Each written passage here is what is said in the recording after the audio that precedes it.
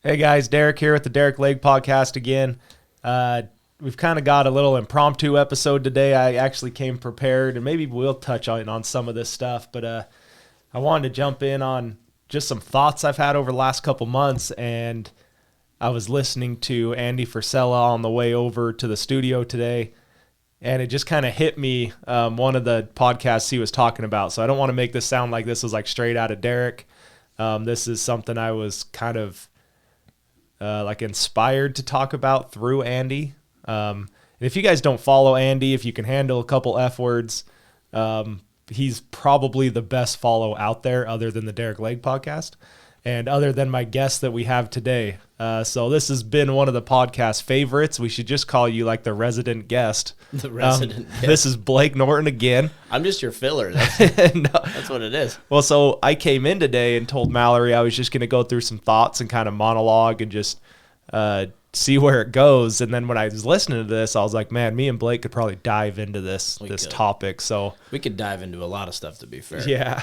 And so I kind of played a few minutes of Andy Frisella's. It's the Real AF. I should have got the episode. It's called The American Mandate, I think is what it was called. Yeah, that's what you're saying.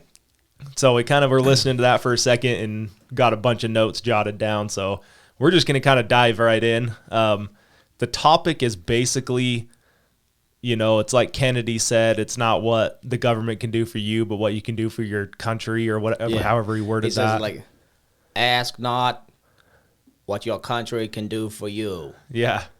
Ask rather what you can do for your country or something like that. Yeah, exactly. Yeah. And so it kind of hit me. So it's like our responsibility to America for the freedoms and the opportunities that America provides. Is that probably American a good way to responsibility? Say it? Yeah. Dude, that's I was like stoked because I was excited to hear you monologue. Yeah. Blake's like, no, dude, I don't want to step on your toes. Yeah. I'm like, no, dude, I think we could jump in on this. Because I was deep in some Halo Infinite video gaming. That's probably what it was. You're like, not yeah. that I think you're great at podcasting, but I'm just kind of in the middle of this game right now. Yeah, I'm like, I'm busy. I'm busy right now. Do you think I just sit around waiting for you to call me? No. Well, I've been playing Halo since I was a kid, like 2001. Like, blew my mind. And then now it's here, and I'm like, it's all nostalgia and stuff. But yeah. So yeah, but no, when you brought this topic up, I was like, it's been on my mind too. Maybe not in this exact like format. And then when you were showing that podcast from Andy, we listened to it for a few minutes. I was like, this needs to be discussed at some level. Well, and I told you guys right when I walked in, I'm like, this might be a stupid idea. So if it is, tell me. But I feel like it kind of goes along with what Michelle came on and talked about and what Brendan and I touched on it a little bit. And we've touched on it a handful of times. Yeah. But we've never really just dove into it. So Blake's going to kind of lead the discussion, I think. He's the one that jotted down all the notes while I was just sitting here daydreaming, listening. So let's jump in, dude. What do you got? And we were going to talk about the Kyle Rittenhouse trial a little bit. Yeah. That's been a hot topic as of late, obviously, because he was acquitted on all charges. Congrats to the young boy. Yeah. But geez, dude, like I've been blown away at how polarizing everyone's opinions are about this. Sure. And I've never, they were saying something like this on Joe Rogan, and it hit me. I was like, they just said it well, but it's like, how many people are just like completely living in a different reality than us, than people, than like what's actually happening. So I got relatives, I got friends, I got people that are bitching about this verdict. Yeah. Like he's some kind of white supremacist. They're just latching on to all the misinformation that's been propagated since, the incident happened. And everyone's like, well, it's a horrible thing that he was even involved. And like, yeah, sure. But like, props to the kid for standing up, and doing something about his community. That's how I feel. Like I've heard people say, this is on his parents for letting him be there and all this stuff. And I'm like, the one kid that stood up and went and put his foot in someone's ass about the whole thing and was brave enough to be there. And not only that, Like, watch the videos. Like, he's walking around saying, friendly, aid, friendly, first aid. Yeah, he helped. I can't remember the number, but he helped a lot of people, and he rendered a lot of first aid. Yeah. To rioters and people who were not rioting. And so he was just there to help, and like the AR-15 is just there to defend. It's just a tool to defend himself. Well, it kills me. They're like, he just shouldn't have been there, and I'm like, no. The government or the mayor should have stepped in and not let any of this happen. Yeah, if all these, excuse my language, it's going to get pretty crass on the show today. Yeah, I'm a little fired up too. You're a little fired up?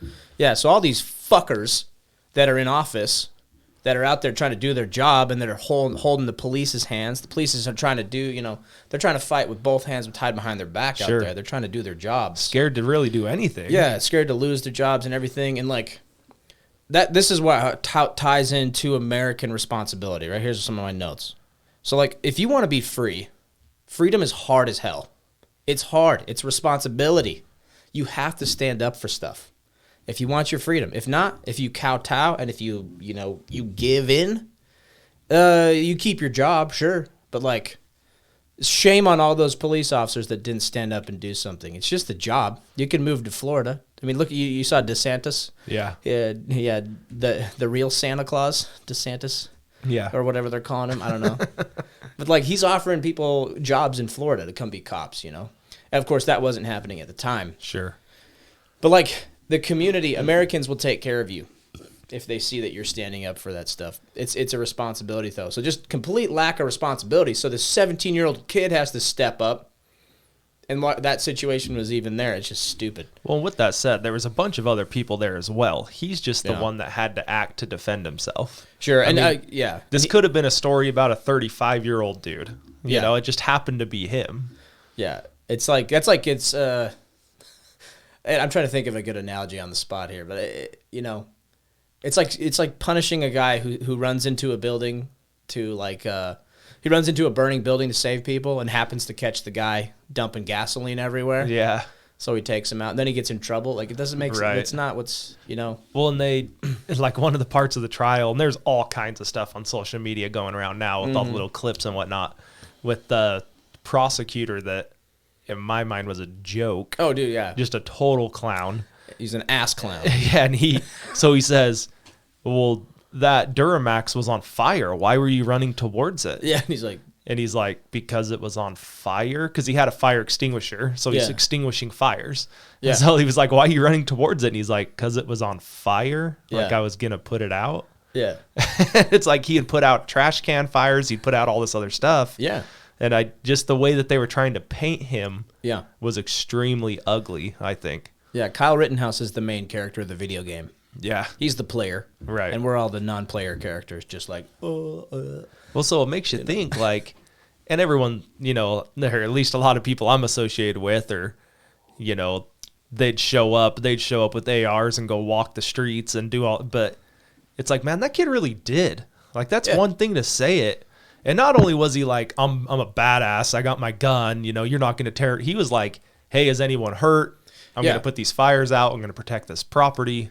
Yeah, he didn't have, the verdict's in, right? Yeah. He didn't have. Yeah, say what you want, dude. It's already, that part's already done. Yeah, he didn't have any malice intentions. He didn't have any intent to kill anybody or do anything. The AR-15 was just a precaution. So, there's the old adage, though, like if you carry a gun, you're going to tend to use it. Whatever tool you carry, you're going to use it, right? If you go to build a house and you have a hammer on your tool belt, like, you're probably going to use the hammer, right? So if you go to a riot with an AR-15, like, you're probably a good shot. You're probably going to use that AR-15 if you're doing that thing, So, but that's besides the point, I guess. It's just it happened. Right? Yeah. It didn't change that it happened. So whether he should be there or not, now we got to point fingers at about a dozen different entities, government agencies, people, and then everyone else. Yeah. That doesn't have that responsibility to be an American, or to understand what it is to be an American. Well, they were going through interviewing people about the details of the trial. People thought that he had shot 3 black guys. Yeah. Have you seen that stuff? Yeah, it's on Google. Like, you Google, white supremacist kills 3 black males. Oh, yeah. And he pops up on all the pictures. It's unhinged, the amount of false information. That's another thing. It's the accountability. It's like, these people are latching on to this, like, this narrative, and it's meant to stir emotion. Like, think about every decision you make today is all emotionally driven. Like, if you really think about it, like any political choice is usually tied to something emotion. Yeah. Like, what would you think an example is? Like, even on the right. Yeah. Yeah. Like, why do you and I I'm just thinking, want like, Trump? Why do we want Trump back? Well, dude, I was a fan of Trump because of he just didn't take shit. Like, you didn't see Afghanistan acting up. You didn't see all of these terrorist organizations acting up when he was there, because he'd drop a drone on you. Exactly. Or not drop a drone, but he'd have a drone drop a bomb on you. Yeah. Well, yeah, he had a backbone with foreign policy. Yeah. Like, he wasn't in there to screw around. He was trying to, in my opinion, better what the country has. And again, what we're going to talk about, I think that he has given back a lot to the country, and he was trying to pay that back to the country. Agreed. And the reason people like Trump, it didn't have to be Trump. It could be Ronald McDonald, for all we care. If it was somebody, right?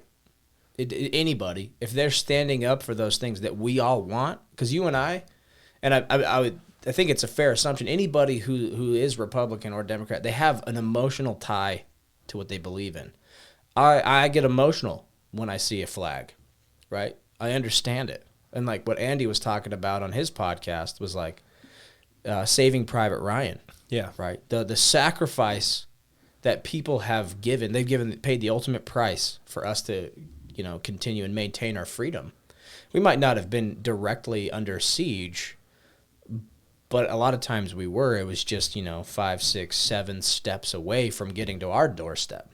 So all the guys that died in France, on Normandy, all the guys that died in the Pacific in World War II, and like every other war. And some of them, it's like a lot more gray. I think World War II was like the last like black and white war, like just clear sides, uniforms. Because then you had Vietnam, and that was like, why are we there? And then we're in Afghanistan, and it's like, why are we there? And Iraq, and it's because of the oil, and it's because of this, and we kind of talk about that last time I was on. Yeah, but it's because of that. Like most Americans, and I'm going to say most, I would probably say majority of Americans want America to succeed. Anybody else that tells you America is bad and shit like that, that's just them being loud. Yeah. I think we greatly outnumber those who want to see all this bullshit that they're trying to feed us. Yeah, the right or left. Yeah, right or left. I'm sure that there's a ton of people on the left that want the country to succeed as well. Exactly. I would hope so, at least. Do you remember when, like, a couple years ago, 10 years ago maybe, like Republican and Democrat weren't really that different. Sure. It was like maybe 4 things. Like, what was it? It was like your law, like immigration, like taxes, like gay rights, and then I don't know, like a handful of things. But now it's like the lines in the sand have been all redrawn. And so even if you lean center, like Joe Rogan, he is not at all like a right-wing guy. No. But everybody's labeling them that. Why? It's just because the left has gone so far left, and then the right has to kind of counterbalance, and then we have, people, I don't know, like, I don't know many extremists on the right, but there are some out there. I like him, but maybe Nugent. Nugent's kind of, he's kind of out there. Yeah, he's kind of out there. But I like him. Yeah, but like, well, a lot of times people too, they think someone's out there. Yeah. Someone's an extremist just because they have a strong personality. Sure. Like that's and how much spotlight. They have everything. Yeah, that's like how much our society like has turned. Like that's not the way to say that. It's apparent how our society is just turning out these bitch boys. Like dudes are just bitches these days. If someone has a strong opinion, they're an extremist. Well, Michelle Tanner, so a little follow-up with her, I'll touch on this too. So she did end up making city council. Sweet. They ended up moving up, to my knowledge, and hopefully she'll correct me if I'm wrong, but they moved up her day that they ended up letting her go. Oh, so yeah. she has been fired from the ER where she's been for a decade. She didn't get vaxxed, right? Because she wouldn't get the vaccine. That's so stupid. And she wouldn't do any of the workarounds because she just didn't believe in any of it. Yeah. I mean, with that said, luckily she saw this coming and she was building her own business to fall into if this ever did happen. Good for her. So she's still working. She has her own business doing a lot of the same stuff, kind of preventative before you would go to the hospital type procedures and IVs and different things like that.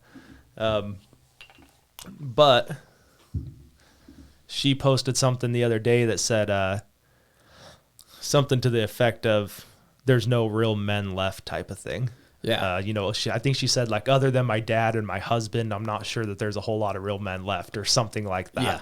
And people were just blowing her up. And I loved it. Like, I went through and read everything, liked a bunch of responses, but I believe it's true. Yeah. I believe that's true. I think that, I mean, even the way I was raised, and I was talking to my mom about this the other day, we were raised to fold our arms, to be quiet, to be respectful. You don't talk back. Yeah. You don't do these things. At the same time, me and all my siblings are hard-headed. We're we can think for ourselves. We can critically think. Yes. And so we kind of have like a balance of it. So I can see both sides of it. Uh-huh. But at the same time, it scares the hell out of me that there's so many people out there that can't do that. Like, they can't think for themselves. They can't push forward. They can't, look they at can't Australia. be an objective. They can't say, I don't know if I believe in that. I think this is what we should do. They just follow along. Like, they can't speak their mind about something out of fear of something. Whatever it is. It could be it's all personal, whatever they fear. But it's usually like a social pressure. Sure. And I have no problem going against the grain. Oh, no. It doesn't matter. It's never been a problem for me. Yeah. And it's, like you described it, like you were raised to be respectful, to be quiet, to like hold your tongue and your opinions. I was raised that way as well, but I falter on it a lot because I get cheeky with people. Well, I think that we've been played. I think that we were raised that way, and I think our generation was raised that way, and it's been taken advantage of now. And that's the thing is too, because you were raised to be a little more reserved, and express your opinions when you need to. Like, she says, to take what she said, other than my dad and my husband, right? Is that what she said? I believe so. I don't think there's any more real men. Well, there are real men. This would be my message to her. There are a lot of real men out there, and they're just busy being real men. Yeah. Providing for their families. It's like keeping their opinions to themselves. But, if they're confronted with something, they're going to stand up. I would hope so. Say something. Yeah. Yeah, I would hope so. And it's easier to stand up when you got some guns. Yeah. Yeah. Well, and that's why, that's a whole nother subject of why they're starting to go get guns and against guns. And when I say they, I mean the Democrats. The Democrats. And we go a couple layers up, like that cabal. Yeah. Like the world order. It's I think it's being pushed by China. I think China is the big threat. But there's just so many entities that control so much of the wealth of the world. It's like, do we really have a say in things? And I don't think we do. When it comes down to like where the rubber meets the road, fuck yeah, we do. But when it comes to like legislations and bullshits and all this, no, they're gonna decide. They're just gonna decide what's gonna happen. But now that gap is closing, right? Where the rubber is gonna meet the road at some point. Yeah. And it's really interesting. But to tie that in, like the real men, and it's not men, it can be real humans, like real people that are actually American. Because it does take a lot of responsibility. We'll just take out real men and put the responsibility of being American. Just substitute that in from what she had said. Right, because look at her. I mean, she's she's on city council now. So so I don't think she's in yet till like January, whatever. Sure. But she's been elected. She's been elected. Got it. Yeah, and she's not a man. Right. No. So not to bring gender into it. Well, dude, I'd fear her over half the people on city council. Yeah. I mean, I think she's a badass, dude. That's awesome. See, we need people like her. I agree. Yeah, and it's not about men standing up. I mean, when it comes to a fight, probably, but when expressing your voice. It's like it just matters if you're an American. Yeah. That's it. And here's my opinion. I don't really care what anybody does with their own genitals as long as they're a consenting adult. I don't care who you spend time with and you spend time with their genitals. I don't care. Just be an American. Yeah. God damn it. Just be an American. That's what this is really talking about is, yeah. I kind of sidetracked us on the whole being a man thing, but really that's what I was tying it back to is just substitute that to, we have a responsibility. We have give me a word. What was he saying? Obligation. Obligation. Yes. To the country of America. Yeah. And I'm trying not to just go quote for quote on Andy right here, but you can do it. It's your podcast. Yeah. Plagiarism. I'm citing him, right? Yeah, you cited your work. So he said, what have we been known since 1776? And it's the land of opportunity. And it makes me sick, man, when people complain about what America represents, what we represent as Americans, and what people will talk about. Like they'll complain about being here, and they'll complain about how bad we have it, and racism, and I'm not saying racism doesn't exist, but they complain about all of these things that they think they don't have, and I'm like, go live a week in fill in the blank, right? Different country. Go live somewhere else. Get the perspective. Yeah. Go to Iraq. You want to stick up for all these Iraqis that are terrorists that we're nuking, Yeah. And then they'll be like, oh, well, I don't even know what it is because I try not to follow it, but they were trying to stick up with one dude that Trump nuked. I don't remember what you might know better than me. I can't remember, but and they were sticking up for him, and they're very. I'm like, that guy, dude. I don't know. Get educated, I guess. I don't even want to get into it. And whether our government drops a drone strike on somebody, I don't know. They see a bigger picture than us. So sure, maybe I disagree with it. I just hope they don't start doing it on our own citizens. Sure. But that kind of ties into what we were talking about there. It's just in order to, you need that perspective. So that's what you're trying to say, right? Yeah. Just get out there and get some perspective. But people are very selective because they tie an emotional response to it, right? It's like being a Democrat today is not anything to do. It's more of a religion than a political stance because you're tying all this emotional things to your narrative. That's why I have tons of people. One in particular, I hope she listens to this, but she's the most privileged person on the planet, to use their terminology, right? Sure. She's privileged, okay? She's an only child, grew up in Salt Lake City in a rich white person neighborhood, right? She's an only child, so rich parents. The most privileged status you can get. Sure. Female, white, rich, only child. She's never had anybody ever challenge her opinion. So here I am on Instagram, just a few words, and it just shatters her reality. She can't hack it. So then she has to ask me where I get the right to treat her like that. When I said, do you know what happened to the Kyle Rittenhouse trial? Do you even know? Did you even watch the trial? Shatters the reality. Yeah. She can't handle it. I'm like, you're nuts. Absolutely nuts. The disconnect there, to be that privileged and to think this is a shitty country, to think that this verdict, it's just a total detached. No one has any perspective on what's really there. And I think that's what Andy was getting at on his podcast was we need to be reminded. And we even said this on our last podcast when I was here. It's we've had too many good times. Yeah, it's too comfortable. It's too comfy. Yeah, no one's really had any struggles. So it's unavoidable. No matter how good you and I could, no matter how much good we could do, it doesn't matter because it has to do this. It's the natural law of nature, of society. It has to collapse. It has to get hard. Well, when when Trump was getting voted in, I think it was after he won the election, there was all these celebrities, or maybe it was right before. They were saying, if he gets in, I'm moving to Canada. I'm moving to wherever, Mexico, whatever. Yeah, they never did. Nobody ever did. And it's like, well, why didn't you? Well, it's too comfortable here. And I don't blame them. I mean, I like being here too. I wasn't planning on going anywhere if Biden got in. You know, I didn't threaten anything. Why would we give ground? Not that I'm a celebrity. Yeah, hey, pretty close. I mean, you're as famous as I am being on the podcast. Sure. And all. I mean, I think we're as famous as we want to be. There you go. Yeah, we're in control of our own fame.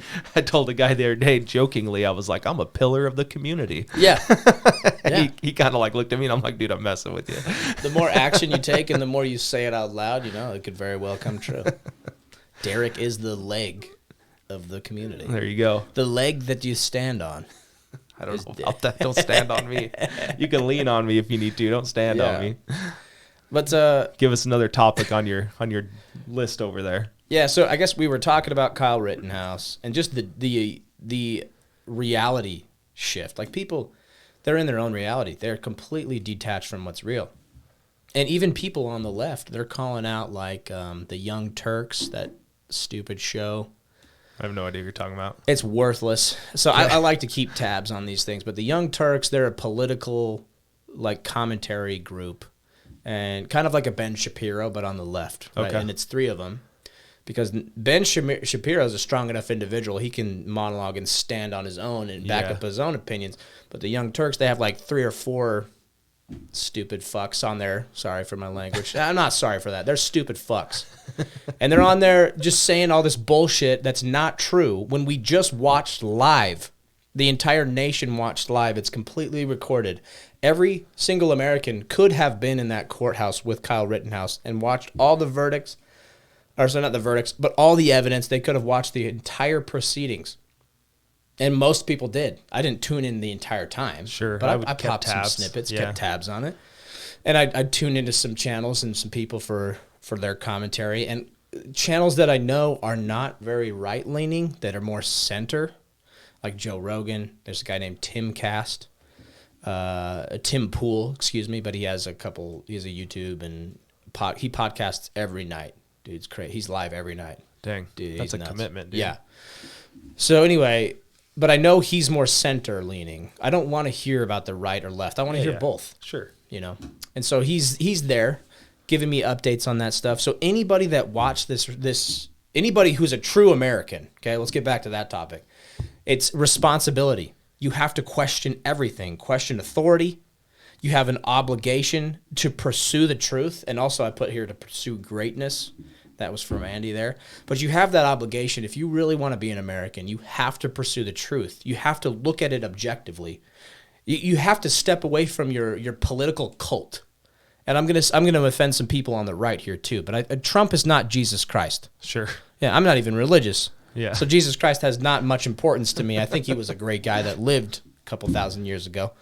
And to worship him. Yeah, people worship him. Yeah. And that's fine if people want to do it. I'm cool. I love talking about the Bible and religions of all corners of the globe. It's fascinating stuff because they're all tied together somehow. It's like this little puzzle we haven't figured out. So anyway, whatever your religion is, cool. Yeah. Just get away from your political cult, okay? It's not a religion. Like, open up your mind and ideas to other things. Seek the truth. Look at everything objectively. Yeah, and that's what no one's doing. And a lot of people that are Democrats, even like they run, shows and podcasts, or they're commentators or even journalists. They've even come out and said like, hey, listen, you guys, they're continuously left-leaning, and they're like, look, the Kyle Rittenhouse thing was 100% self-defense. And like these people can't get their minds around it because they're living in a false reality. They've tied emotions to the word, the holy word of Nancy Pelosi or AOC or whoever the hell. Yeah. Fill in the blank. There's a lot of prophets over there. Sure. And so that's what they've tied it to. And that is absolutely the opposite of American responsibility. So number one culprit is the media. Lying, cheating sons of bitches. If you think anything mainstream, even Fox News, all garbage. Biased bullshit. Get that out of your mind. And I like listening to Fox News every now and then. But it's a little too far right leaning because as the pendulum, or not the pendulum, as the scales tip to the left and the left get more radical, then the right has to balance and go that way. So it's like, and Fox News, I can see their biased opinions even though I agree with them.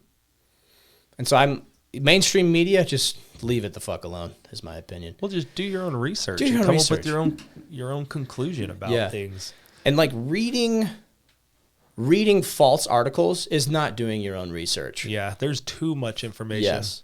So here's this same individual that is privileged, white girl from Salt Lake. I hope, seriously, for her sake, I hope she wakes the fuck up. And I have ties to her through family, and I don't care if they burn. I'm just beyond it at this point. I just don't even care anymore. Why? Because I'm a real American. Because I'm going to search for the truth, and I'm going to stand up for it. And if I have to burn a fucking bridge and leave them on an island, so be it. Well, you're probably better anyway. Yeah, better off. Yeah. Sure. So I hope she wakes up. But there was another instance where I offended her political cult religion that she has. And I quoted a true fact that's been, I can't remember what it was, but this was like a year ago. It was about COVID for sure. Oh, it was a medical paper about like Ivermectin or something, and I posted it. And I posted this like 12-page paper. Like, I don't know. How long does it take you to read a 12-page medical dissertation? I probably couldn't. I'm not a very good reader. Like, if you were, like, muscling through it, like, what do you think your time frame would be?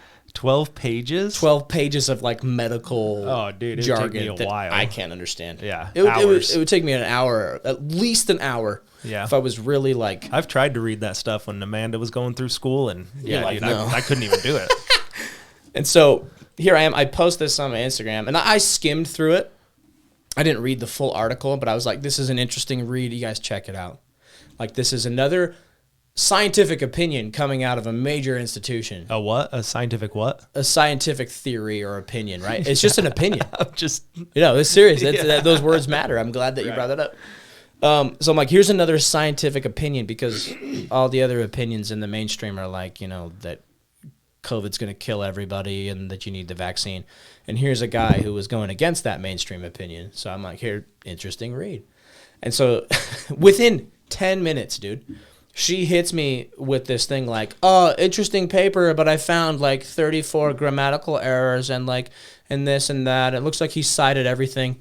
And so I was like, oh, cool. I'm like, so you read it, huh? I'm like, that's bullshit. What fact-checking site did you use? Yeah. And I found it, I searched it.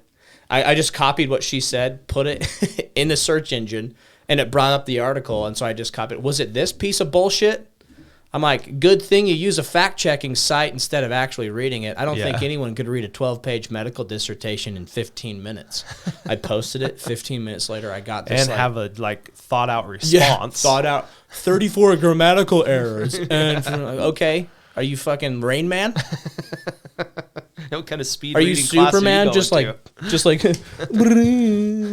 read it. Done. 34 grammatical errors.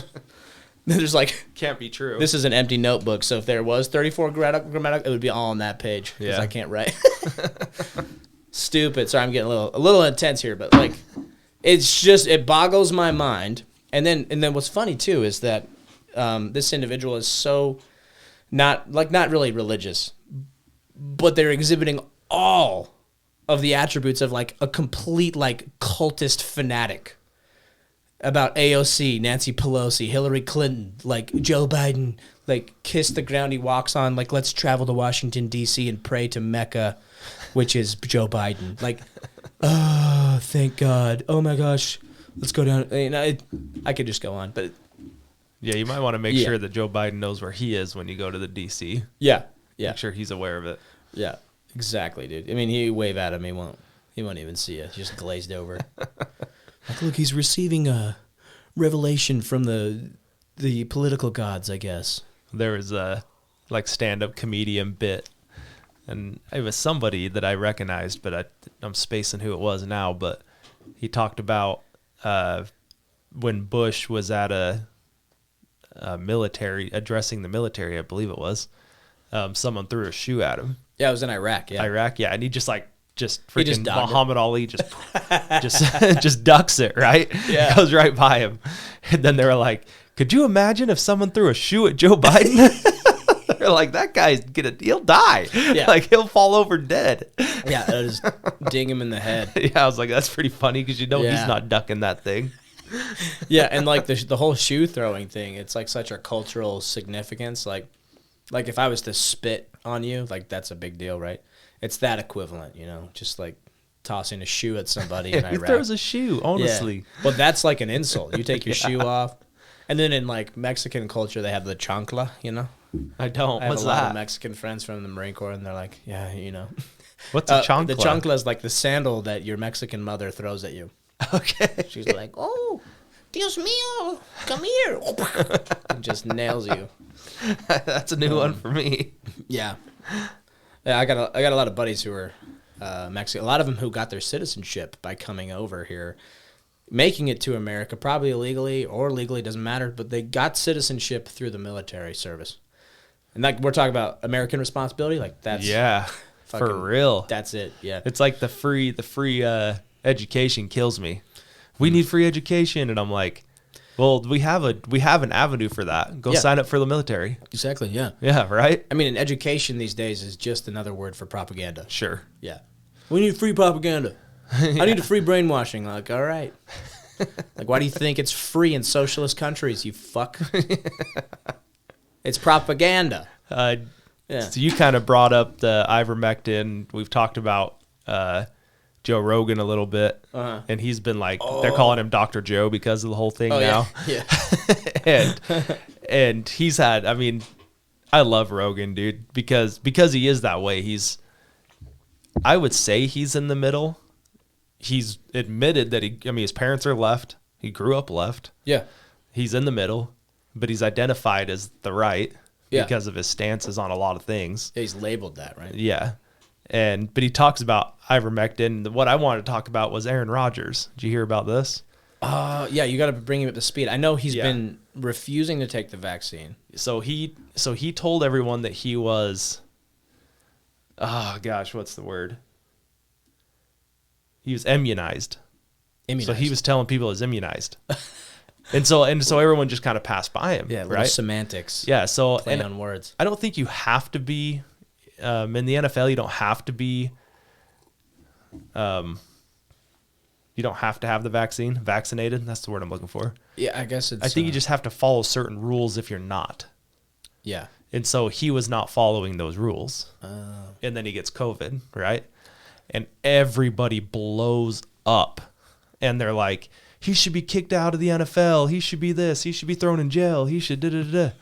And he's putting people at risk and da-da-da. Yeah. And I'm like, you guys, you do realize that there's people that are vaccinated in the NFL that are getting COVID. Yeah. Like there's plenty of them that are vaccinated that are getting COVID. Yes. And showing symptoms. Aaron Rodgers was asymptomatic. He recovered in he felt fine the whole time, but he was fine in 2 days. Like back to 100% in 2 days. And then he plays the next game. He tests negative and plays the next game. He's fine. He's fine. Because, dude, COVID is absolutely real. And sure. It's real because China released it on the world. Yeah. Like intelligence agencies have hinted and stated it almost fully. And also, all this shit's going on, and like the CIA and the NSA are releasing all this UFO documents and footage too. It's just under the radar because everyone's so worked up about their political cult. Yeah. But it's just like it's this religious political war going on. But yeah, the whole COVID is real, and you should go get it. You should go out and get it, unless you're like of the age group that's susceptible to dying. Sure. Like, I mean, you should get the antibodies, is what I'm saying. And like, I'm all for vaccines. I think they did a great number of good things, like during the 20s and 30s, Sure. polio. Like, there's a place for vaccines. But if you've read up on COVID, it's like they have so many different animal reserves that hold a flu virus or an influenza virus, like horses, dogs, cats, livestock and the beef we eat and stuff, like those animal reservoirs is where these different mutagens or whatever, I don't know, that's probably not the right term, but all these different like they'll get the COVID-19 virus will get in that animal reserve and then mutate, and then it's a new strain, and now we need a booster. Delta and variant. all this bullshit. And like people just forgot that like COVID is actually the influenza. It's a strain. It's in that same family. Yeah. So why aren't we treating it like a normal influenza virus? Like people just they selectively hear. There's no objectivity, and that ties in with our responsibility as an American. This is what I wrote down. Nothing is ever given to you. Everything is earned. That's your responsibility as an American. You earn everything. Okay? Of course, people get given shit all the time because there is privilege. That's always going to be there. But you should be questioning every single thing. I think that's your number one obligation and responsibility as an American is you should question everything. Let me read you this, dude. This is on my notes that I wrote down. Oh, yeah. And people it's become like popular in the last couple of weeks on social media. I heard it first on Rogan. I don't know where the quote comes from, but he says, hard times create hard men. Hard men create soft times. Soft times create soft men. Soft men create hard times. Yes. And then he goes on to explain that right now we are in soft men create soft times. Yeah. Soft men create hard times. I'm sorry. Yes. I remember, yeah. I've seen that. Soft times create soft men. That's Yes. I said it backwards. Yeah. I heard that quote when I was in junior high. Yeah. So, I know it's been around. There's a couple different variations of it, yeah, but I don't know where it originated from, but it's absolutely true. And that's that cycle I was talking about. It's like, it's unavoidable. Yeah. Like, the hard times are coming, and there's nothing we can do to stop it. You just got to prepare. And we all got to stand up and do something about it. Well, so then I always, in my question, I've mentioned it on here multiple times, and we may even have talked about it, but I always go to all these world powers through history, and is that the cycle that these world powers went through? And is that the cycle we're going through? Yeah. And like, are we going to be Rome, or are we going to be, England, or are we going to be whatever, fill in the blank? Yeah. Are we going to have a fall? Well, the Roman Empire was like 400 years, I think. And we're at like 250, 260 something. I can't remember. Yeah. Yeah. We're talking about American responsibilities. I don't remember the exact date. That's just because I can't do math. But that's what I think about all the time. It's dude, like, okay, well, is that absolutely. the cycle? Is that where we are? It is the cycle. Like in our lifetime, yes. Is the U.S. not going to be? I mean, I guess we're the world power because of our military. I would. I mean, that's my opinion. I could. We're not anymore. Sure. Yeah. But I'm like, we've military was a huge part. Yeah. Yeah. Commerce, industry as well. All that stuff that got us out of the Depression, right, and made us a war machine. But I think like the last few years, it's been because if you want to go to war, let's go. Like, we don't back down. Yeah. Because our military is. Oh, totally. But I'm saying, like, we're coming. I feel like we're coming to the tail end of that. And I've never served, so don't get me wrong. I don't want anyone to get mad at me, but oh no, I mean, there's plenty of people with no backbones in the military. There's plenty of people with backbones. Well, yeah, I think we just saw a lot of that. Yeah. From pulling out of Iraq, but oh, we did. Yeah. Yeah, and like the guys that did say something, like that colonel, I think it was Schneider or Schrader. I can't remember his name. Yeah. But yeah, there's so much information I keep holding on to these days. But anyway, he got kicked out of the Marine Corps because he said something. And my good buddy of mine, shout out to Russell if you hear this. Big Russ. Big Russ. it is Big Russ, man. Now he's left the Marine Corps. He commissioned as an officer. So let me just tell you about Russell. Sure. Chandler Russell, if you're listening to me. I hope that's okay to drop your name. Yeah, I served with him in the Marines as enlisted infantryman. We were reserves for a while, so he got his degree, went active duty, became a Marine Corps officer, and did intelligence work, and then switched over to the Army now, and he's in the qualification course for Special Forces. I think he's going into Q course soon. Today's November 27th, so tell me if you see this, Russell, if I was right. Anyway, total stud, great guy, and he is very, very center. He's libertarian. I don't know. I don't want to say he's libertarian because I don't know exactly. But me and him, we just laugh. We laugh about the right. We laugh about the left all the time. I lean right. He leans right on some things. He leans left on some things. Great, good. But, that dude, yeah, he's got it. I forgot where we were going with all this, but he's a cool guy. Thanks, Russ. Thanks for stopping by. Hey, thanks, Chandler Russell, for stopping by. We were talking about Marine Corps, people not having a backbone. Oh, that's right. But he served. That's right. He served. Was it Schrader? I think that's Schneider. Whatever, however you say it. We'll just go through all the vowels. Schneider. But he served under him too. He had a lot of good things to say about him. That was my point. Yeah. So you've got a person that you would trust vouching for him. Yeah. So on the clip, we'll probably have Mal shout him out because he's got an Instagram. And he does metal. He makes metal. He's a metal artist. Yeah. That's cool. Where does he live? He's. You're like, I don't know. Where you're like 123 Main Street, 735 North. No, but he's in Utah. He's in Utah. Cool. Who knows where he's going to be because he's getting in that special forces community. Yeah. Then he'll be all over the place, and who knows where he is?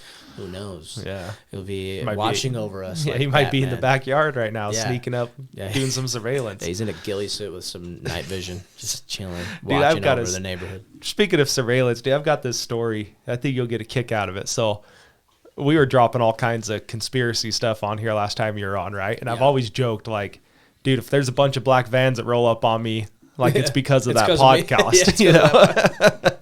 and so at my store, so I do a little crypto. I trade crypto back and forth. Yeah. I'm in like some decentralized different trading platforms.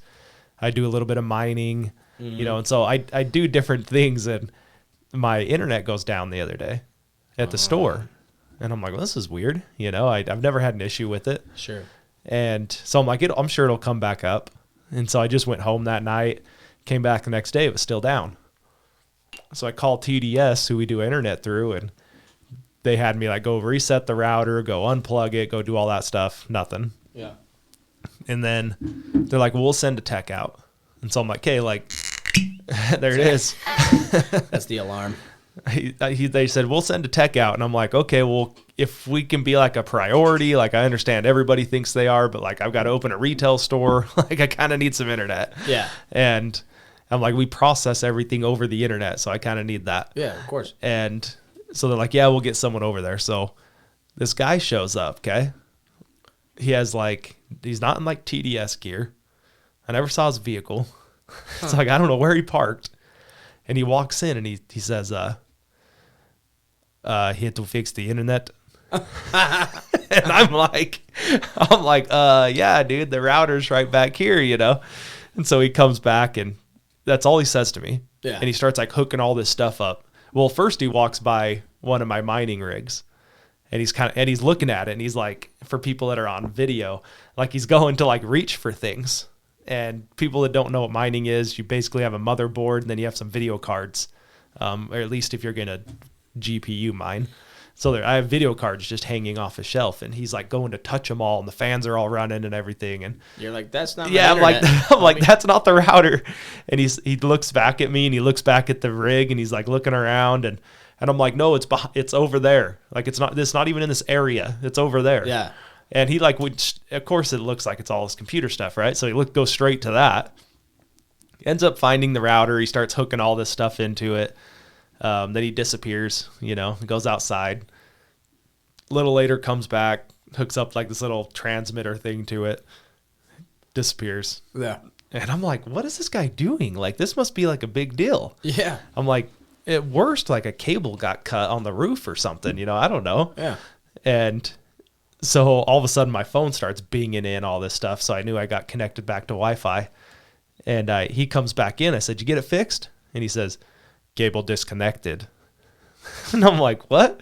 I'm like, what do you mean it disconnected? And he's like, I don't know. Someone disconnected it. And I'm like, dude, this is like straight out of a movie, man. Yeah. I'm like, this guy's like here to spy on me. The weird Russian accent. Yeah, dude. Guy. And he's like, with no uniform. Yeah, no identification. And so when he came in the first time and left, I thought, dude, this could have been anybody. Like this could have been someone just walking in Yeah, saying dude. fixing your internet, you know? You got to be more diligent, man. I know, it kind of threw me Yeah, off. Just get your phone out, record it.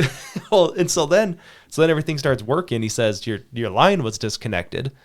And I'm like, well, what do you mean? He's like, I don't know. Maybe someone was working on it and it got disconnected. They didn't plug it back in. And I'm like, first of all, I'm thinking, what have you been doing for the last 2 hours then? If all you had to do is plug wire back in, you know? And so, Dude, there's some weird stuff with internet. well, so he disappears the last time.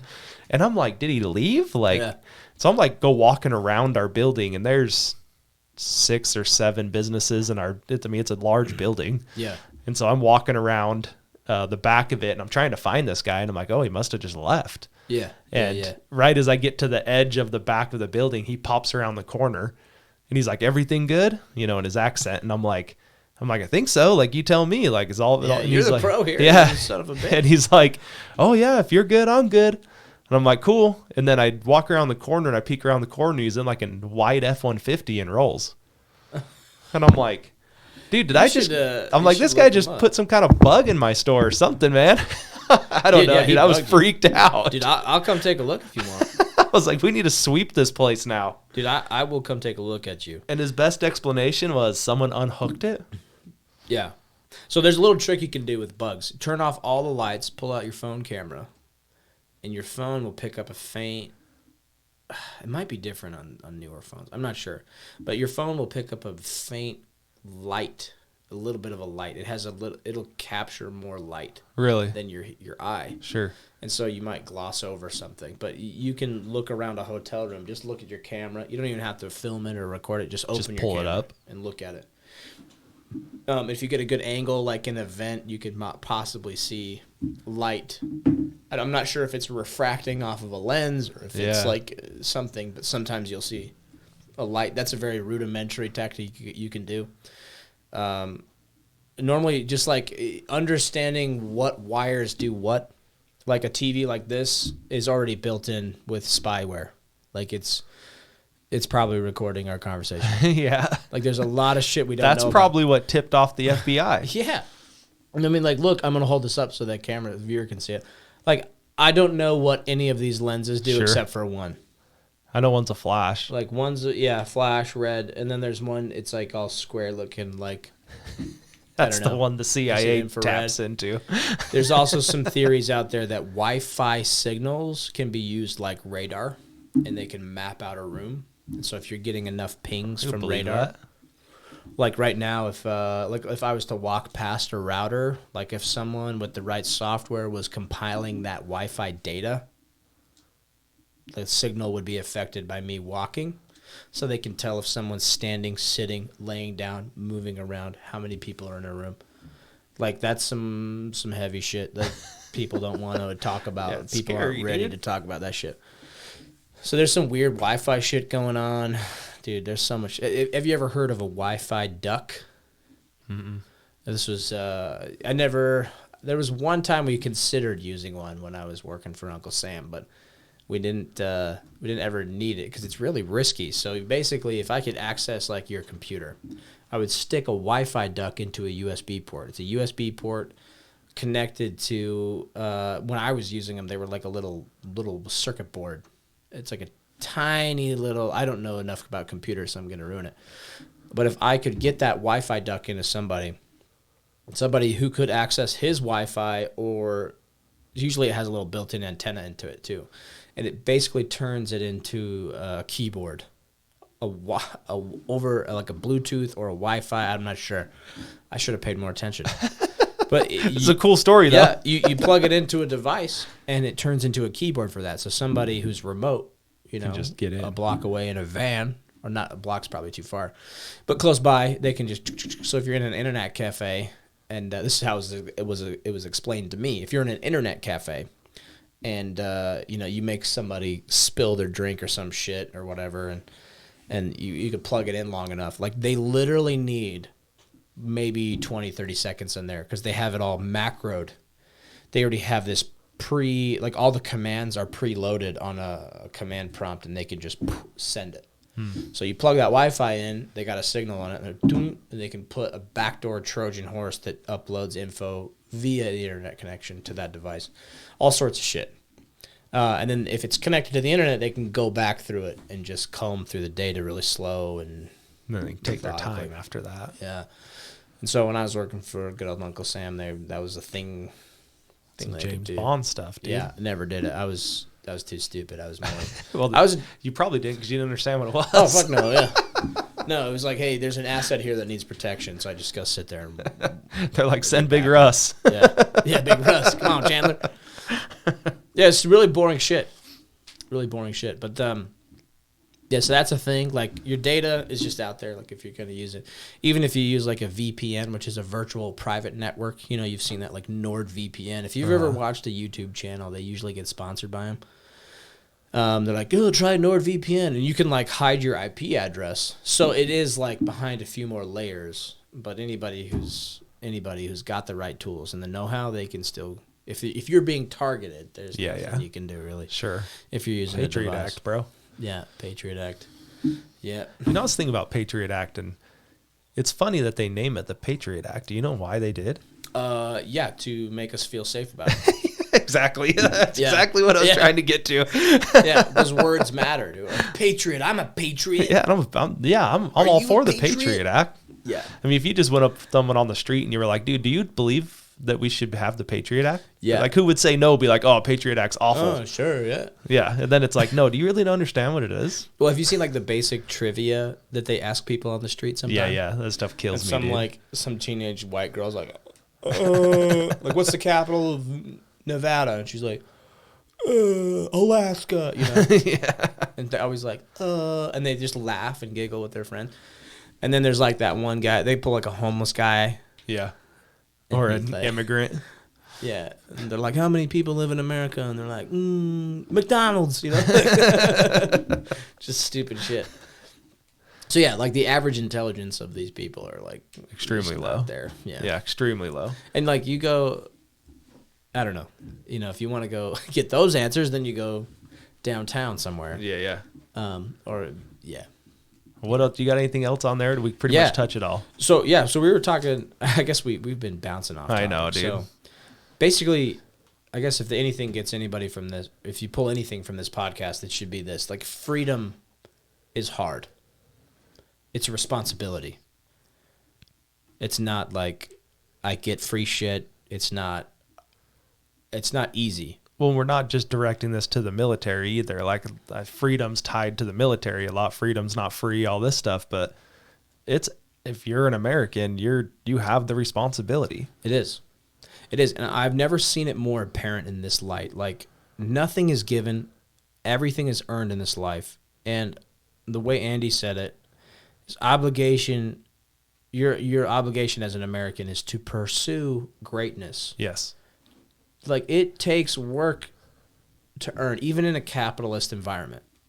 You're always going to have the trust fund babies that get free stuff. Sure. You're always going to have people that have more opportunity than others. It's just the way it is. Well, it's funny, dude, because I struggle with this because I'm trying to build something. Yeah. I'm trying to build a company. I'm trying to build multiple companies. I'm trying to... Yeah, dude, you're hustling. And I'm trying to do these things.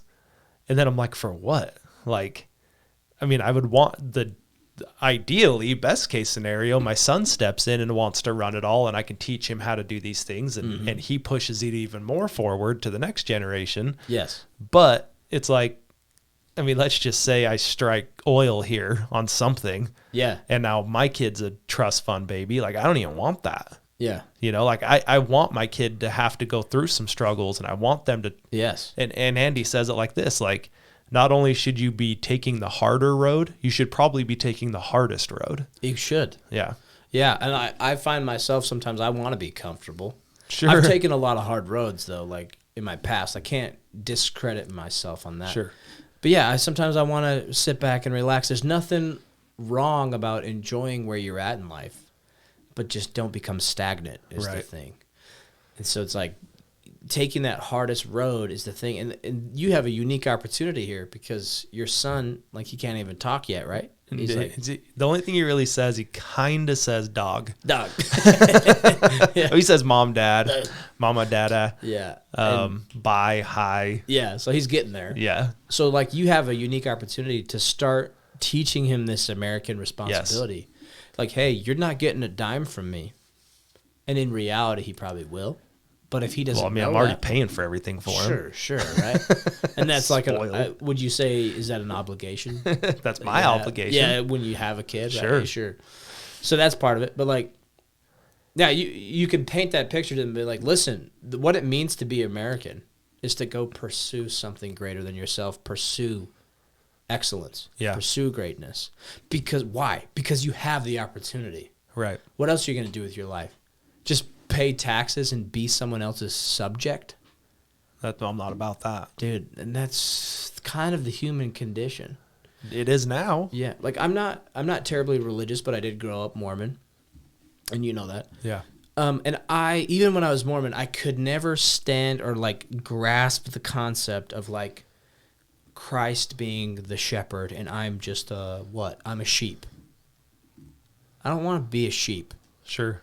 Like, and if you believe, if you're still of that faith, anybody watching, and I know you are, if you believe that you're a son of God, you're not a fucking sheep. Right.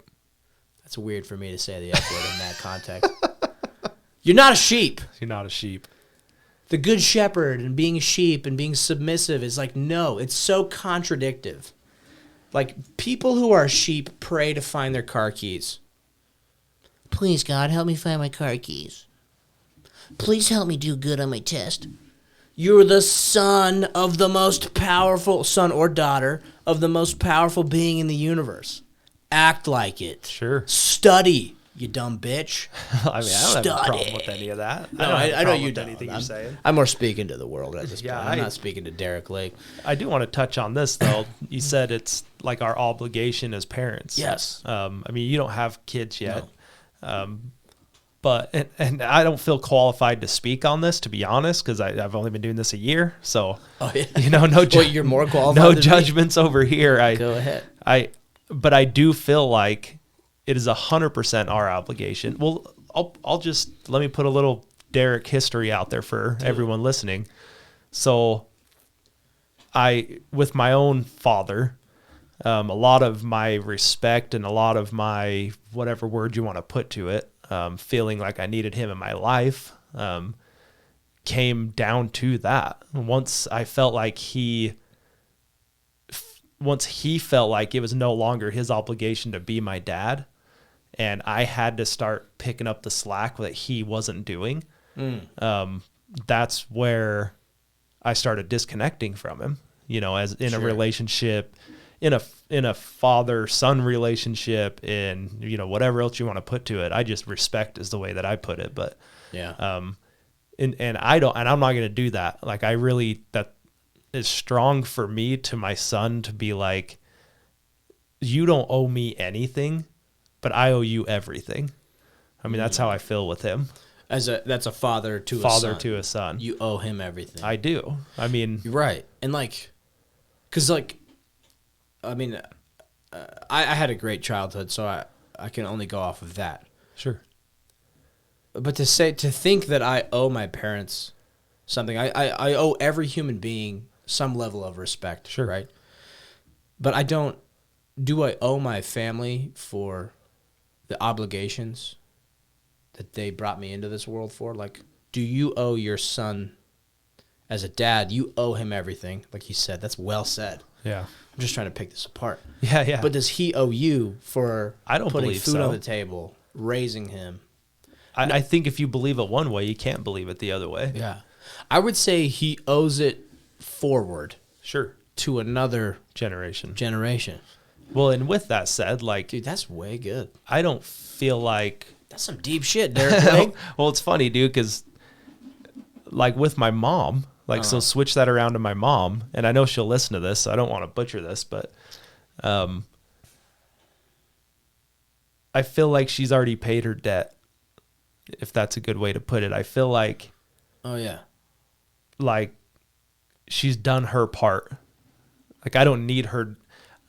I don't want to say I don't need her to be my mom, because I definitely need her to be my mom. But like, she doesn't owe that same thing to me. Sure. Does that make sense?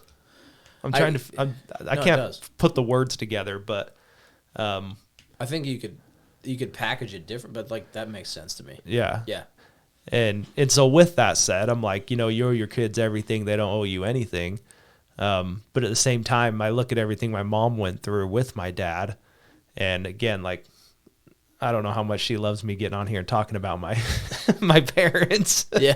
But like, I feel like everything she went through and how many times she stood up for us,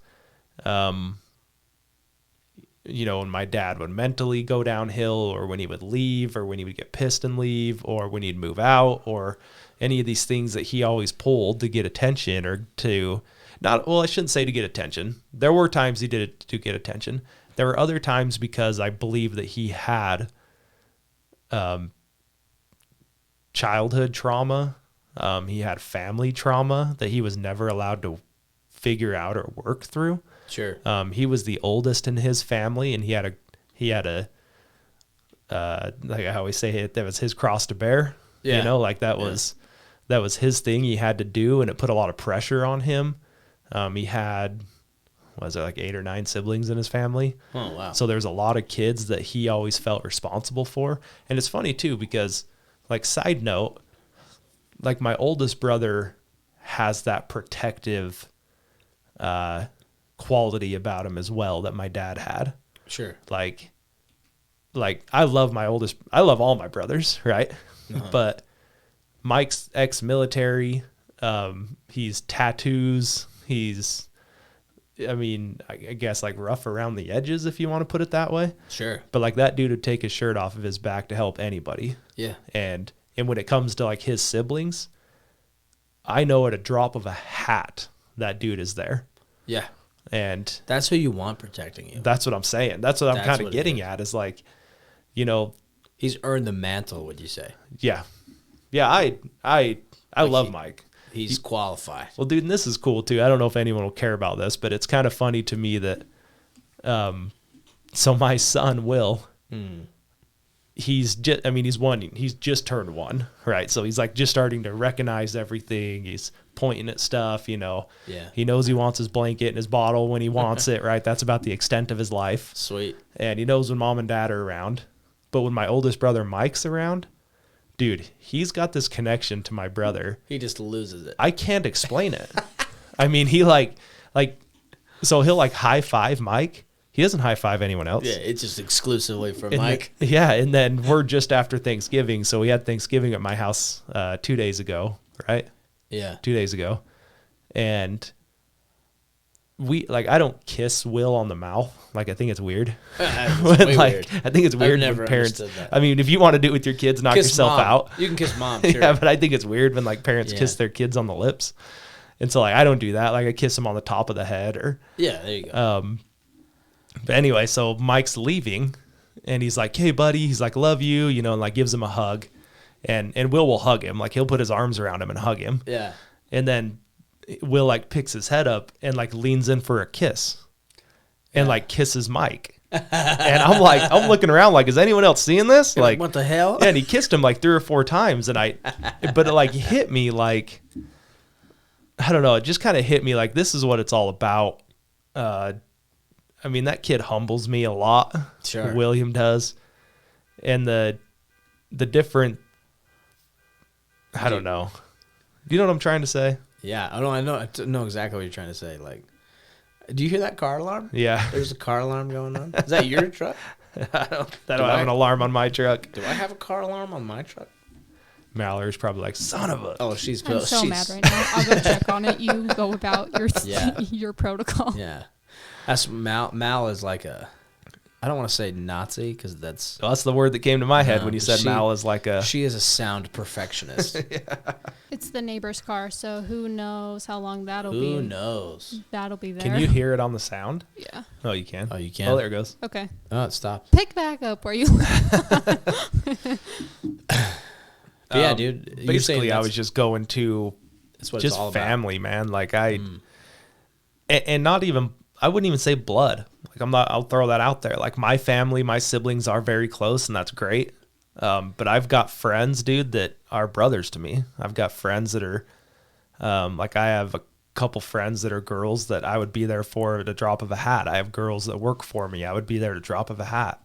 Yeah. And So when I say family, I don't just mean blood and siblings and parents and Family's who you want it to be. Sure. Mm-hmm.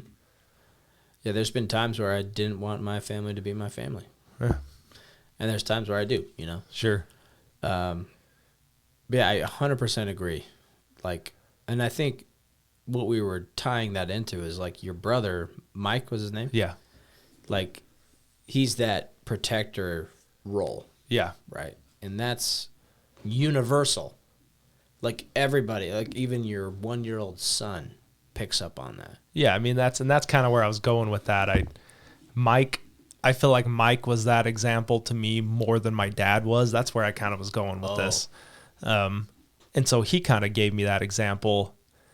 And the other thing I was going to touch on is there can be other people in your world that you can pick those things up from, not just your dad. And so I've been blessed to have other experiences in my life and different men in my life to give me that.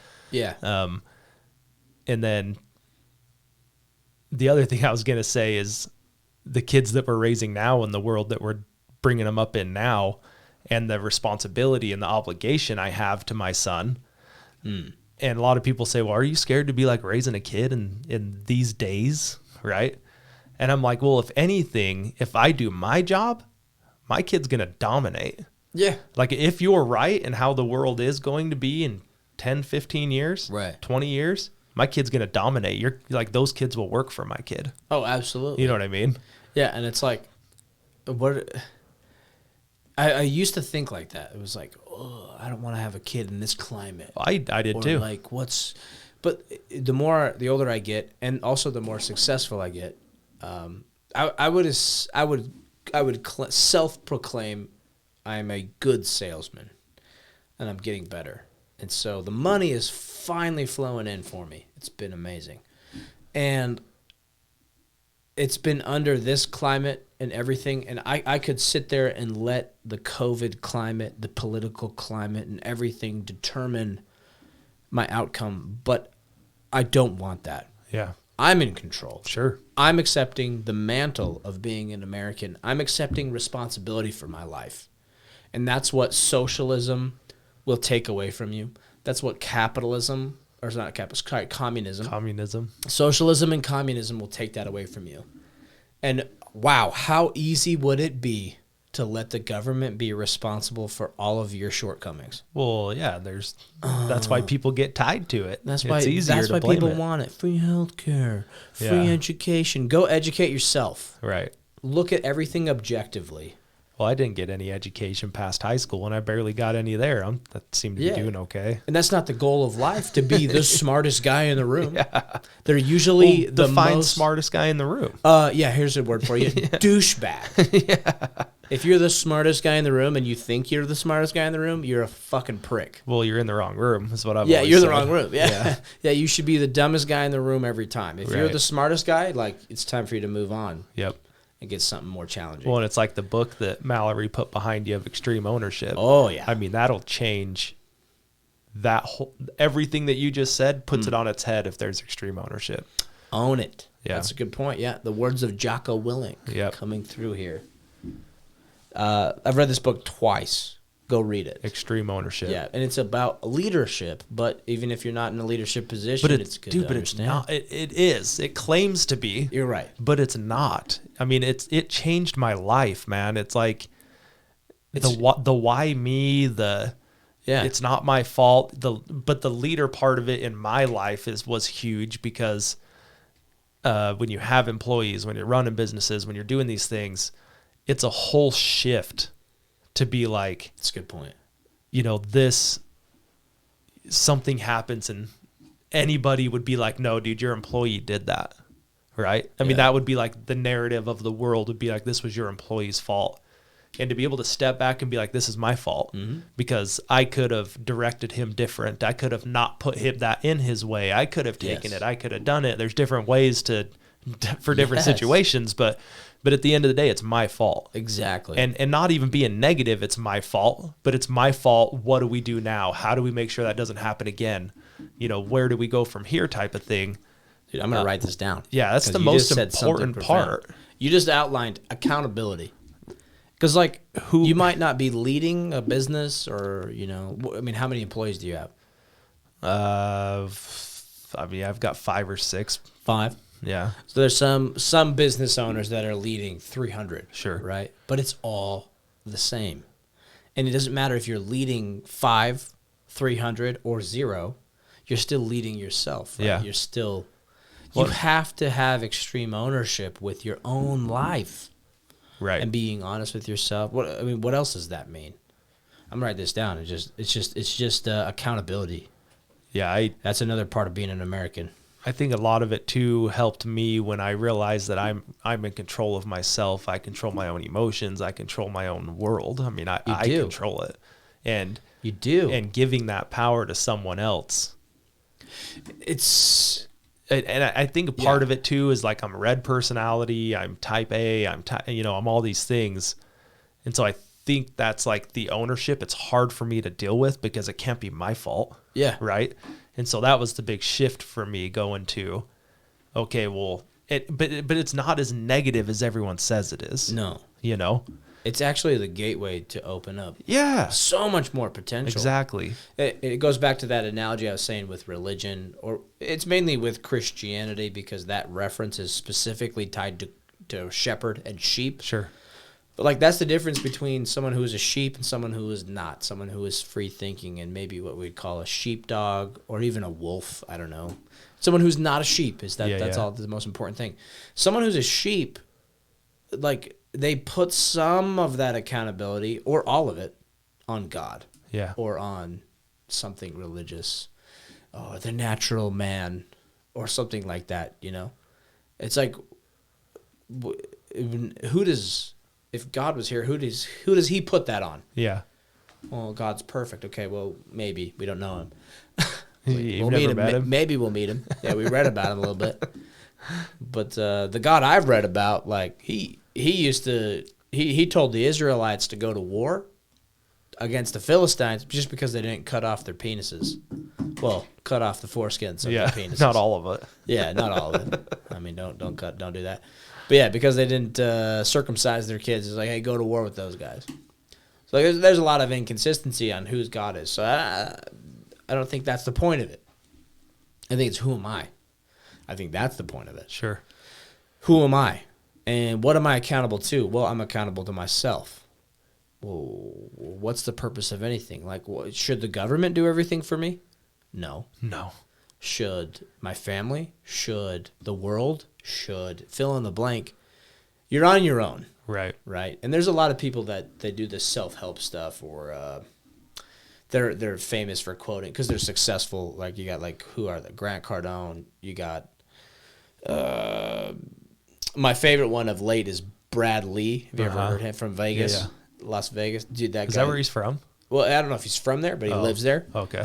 And he's done some consulting with my company and props off to Jefferson Rogers because he pays for proximity, puts himself by some rich people, and then he puts us close to him. Yep. So it's rubbed off on us and all those people they talk about just being accountable to yourself, because that's really all that matters, right? If you think about it, it's like, how do you experience the world as Derick Legg? Like, what is that? Like, what gives you that sensation? Are you asking me? Yes. Like, what is it? How? It's just your senses, right? Yeah. Like, how do you experience being Derick Legg? I mean, it's hard. Yeah, it's hard. Yeah. I mean, but just make it look easy, dude. Yeah, you see, you smell, you taste. You're confined to your own reality. So, we'll get a little bit deep here if that's okay. But somehow I think this ties into our American responsibility.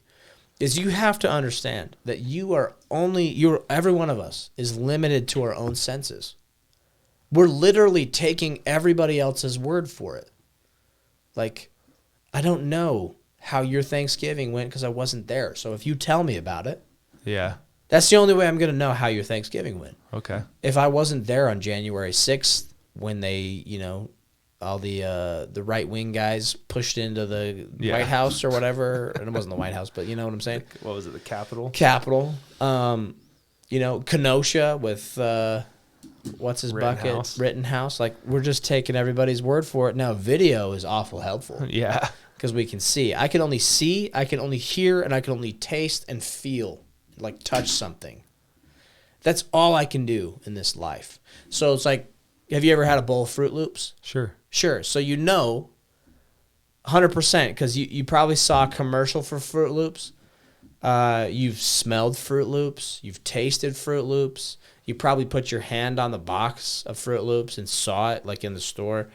And then you probably took a shit 2 days later and your shit was green.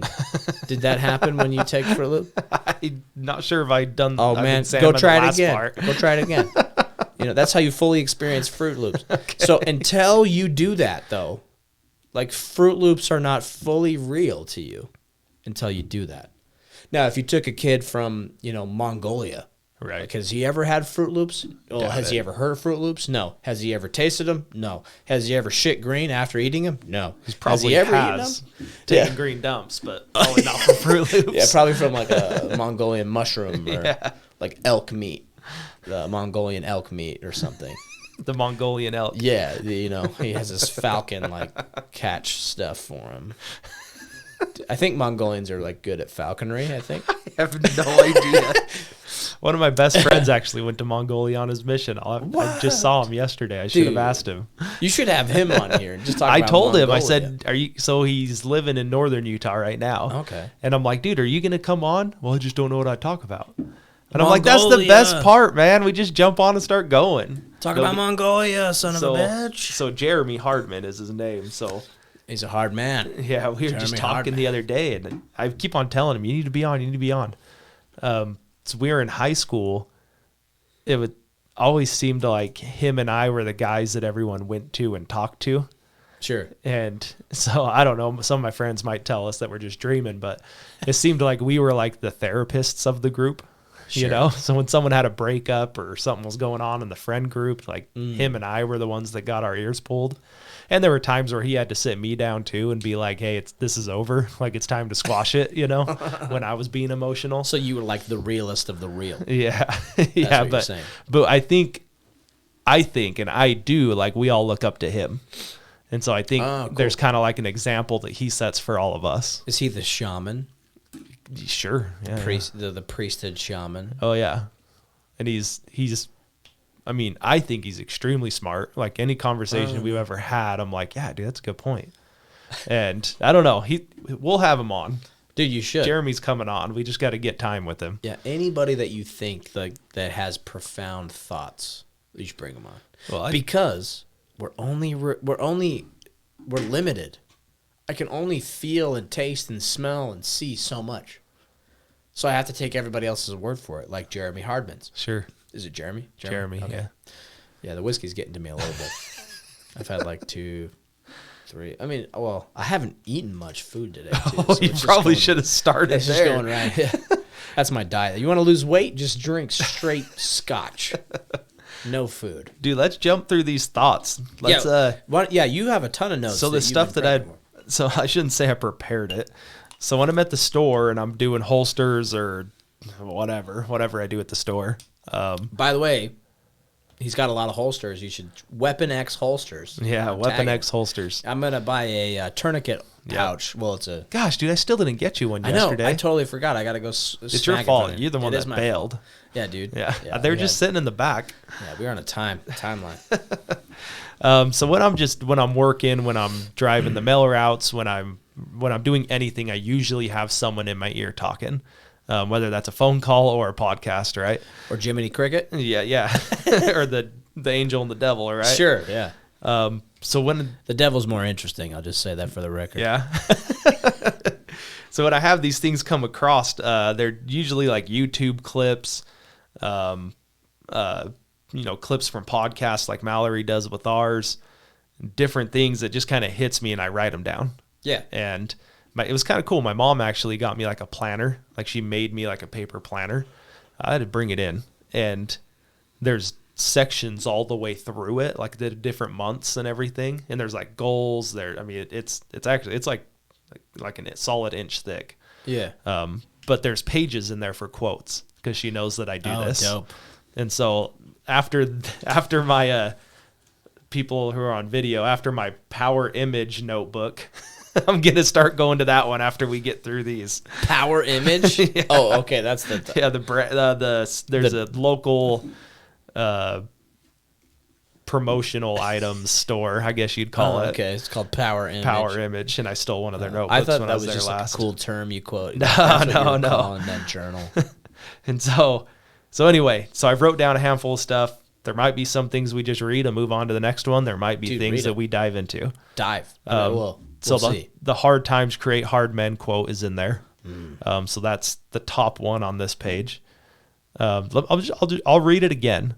And so, because I had to listen to this 4 or 5 times to really and I'm not bright, but I had to do it to grasp what it's really getting across. So I'll read it one more time. Sure. So hard times create hard men. So when things are going rough, down the rough road, down the hard road, that's what creates hard men. Absolutely. But in turn, hard men create soft times.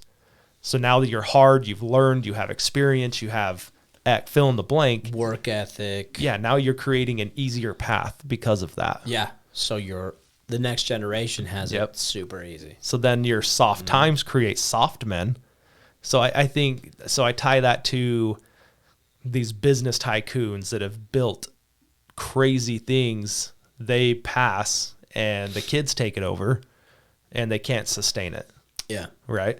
So soft times create soft men, and it's almost not even their fault. Like you're saying, it's just a cycle of things. It's a cycle. It's unavoidable. Yeah. And then soft men. So soft times create soft men. Soft men create hard times. And so then, because now you don't have the experience, now you haven't gone down that, you've been comfortable, is my favorite term in the last couple of weeks.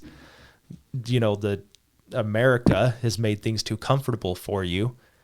Now you're creating hard times.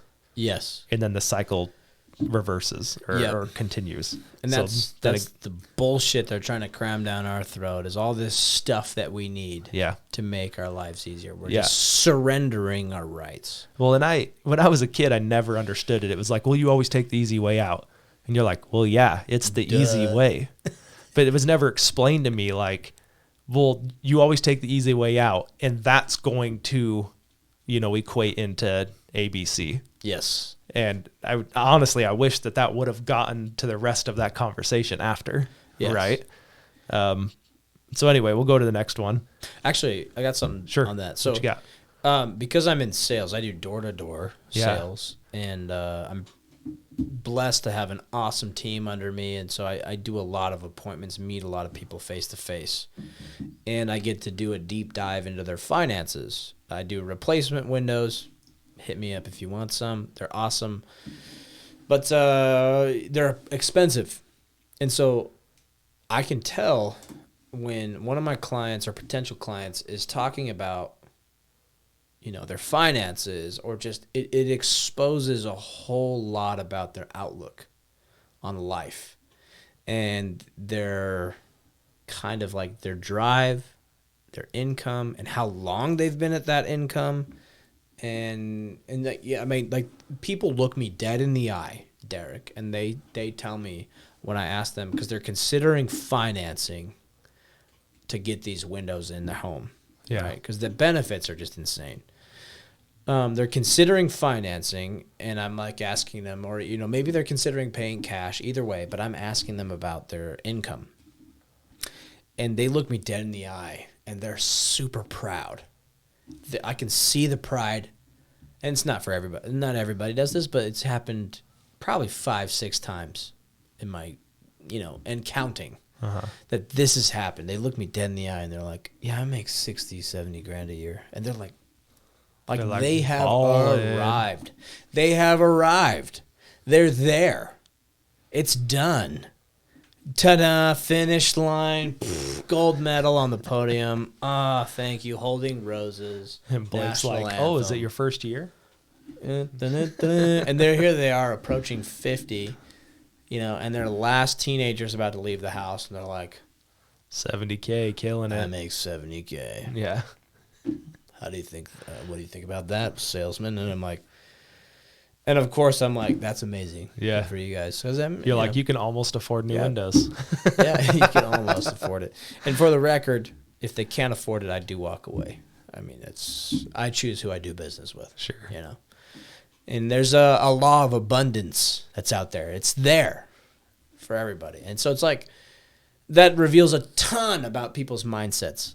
Like, are you really like out there to get it, or are you just stopped and you just settled? Like $70K with inflation going up and stuff like that, that's shit. And especially if you got 6 kids, 5 kids, 3 kids, 2 kids, whatever. Like, you can't get by on $70K. Yeah, but it's scary, dude, of how many people get by on half that. Half that, yeah. Yeah, I don't understand it. I don't either. But yeah, that was my little yeah. deep dive on that little topic there. Okay. Next one. I think Jordan Peterson says this to Rogan. I could be wrong. I started quoting a couple of these on like the last 2 because I was like, I'll remember that. Sure. And I don't know why. It's been like 2 years. I've realized I don't remember things because I just have so many things to remember. Dude, yeah. And so I need to like start writing stuff like that down. And then when I hear that, I'll picture it in my mind. I'll remember Jordan Peterson saying this, but To whom? You're 2 like, months later, remember, I can't remember who it was.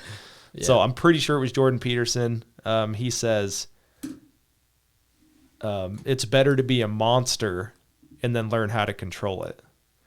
He's talking about like being meek and being, like we talked in the beginning, how we were raised. Yes. Being reserved, being, whatever word you want to put to it. He says, no, it's better to be a monster. It's better to be demanding. It's better to be, whatever word you want to put to it. It's better to be that. To be intimidating, demanding, I don't know. Even controlling, even. Yeah, to have gusto, to have zeal and drive. Yeah, there's a guy, his name's Coach Burt. And he's got a lot of books out there right now, and I heard him speak. Coach Burt. Look him up. You'll find him. Coach Burt, I saw him in Tennessee at his lodge that he uses for events. I was there for another convention thing, but and he talks about prey drive, like a dog or a wolf having the drive to prey, like to hunt. Like, because some dogs have different drives. If you're training a dog, right, you have 2 dogs at home, right? Yep. So you've probably heard about prey drive, like how willing is your dog to chase something till it captures it, right? Yeah, or till it hunts it. And that's what we need to have, is like that prey drive. Like, so when somebody's like super content and happy and like at $70K, like, cool, go do you have a fun time. That's just not me. Sure. And it used to be me, though. Dude. That's what I was going to say when you were touching that. And I'm like, you know what? Good for that guy, though. Yeah, good. Like if you're jacked, good for you, dude. Yeah, like, it's just not me. If that's where you want to get off on the escalator, Yeah. like, I'm going to get off right here. $70K, that sounds great. I love budgeting everything down to the penny. Like, I mean, that is twice as much as the average income in Utah, I think. Oh, you're right. Average, yeah, you're right. Average, yeah. But damn, dude, like, yeah, what a mind shift, Yeah. And well, now it goes back to controlling yourself, controlling your emotions, controlling different things. Like Peterson, he's like, be a monster and learn to control it. Right. Yeah. See, like, I grew up watching my dad with a temper, and I just thought that's how you reacted. Yeah. Like when you got mad, you threw something. That's what everybody does. Dude, isn't that crazy how it's just like auto script just written into your mind? And then it's like I was probably known as, well, I've had people say this, that I was known as like because I got 3 older brothers. And so I was known as the kid that probably had a temper. I'm trying to remember how it was conveyed to me once. Anyway. And so I was that kid because I didn't know how to process anything. I didn't know how to react to things. And the only example I ever had, not blaming it on him, but like, it was your dad, right? Yeah. And probably a number of other things. What you see on TV. Sure. What your brothers do. Yeah. Well, yeah, I just got my butt kicked all the time.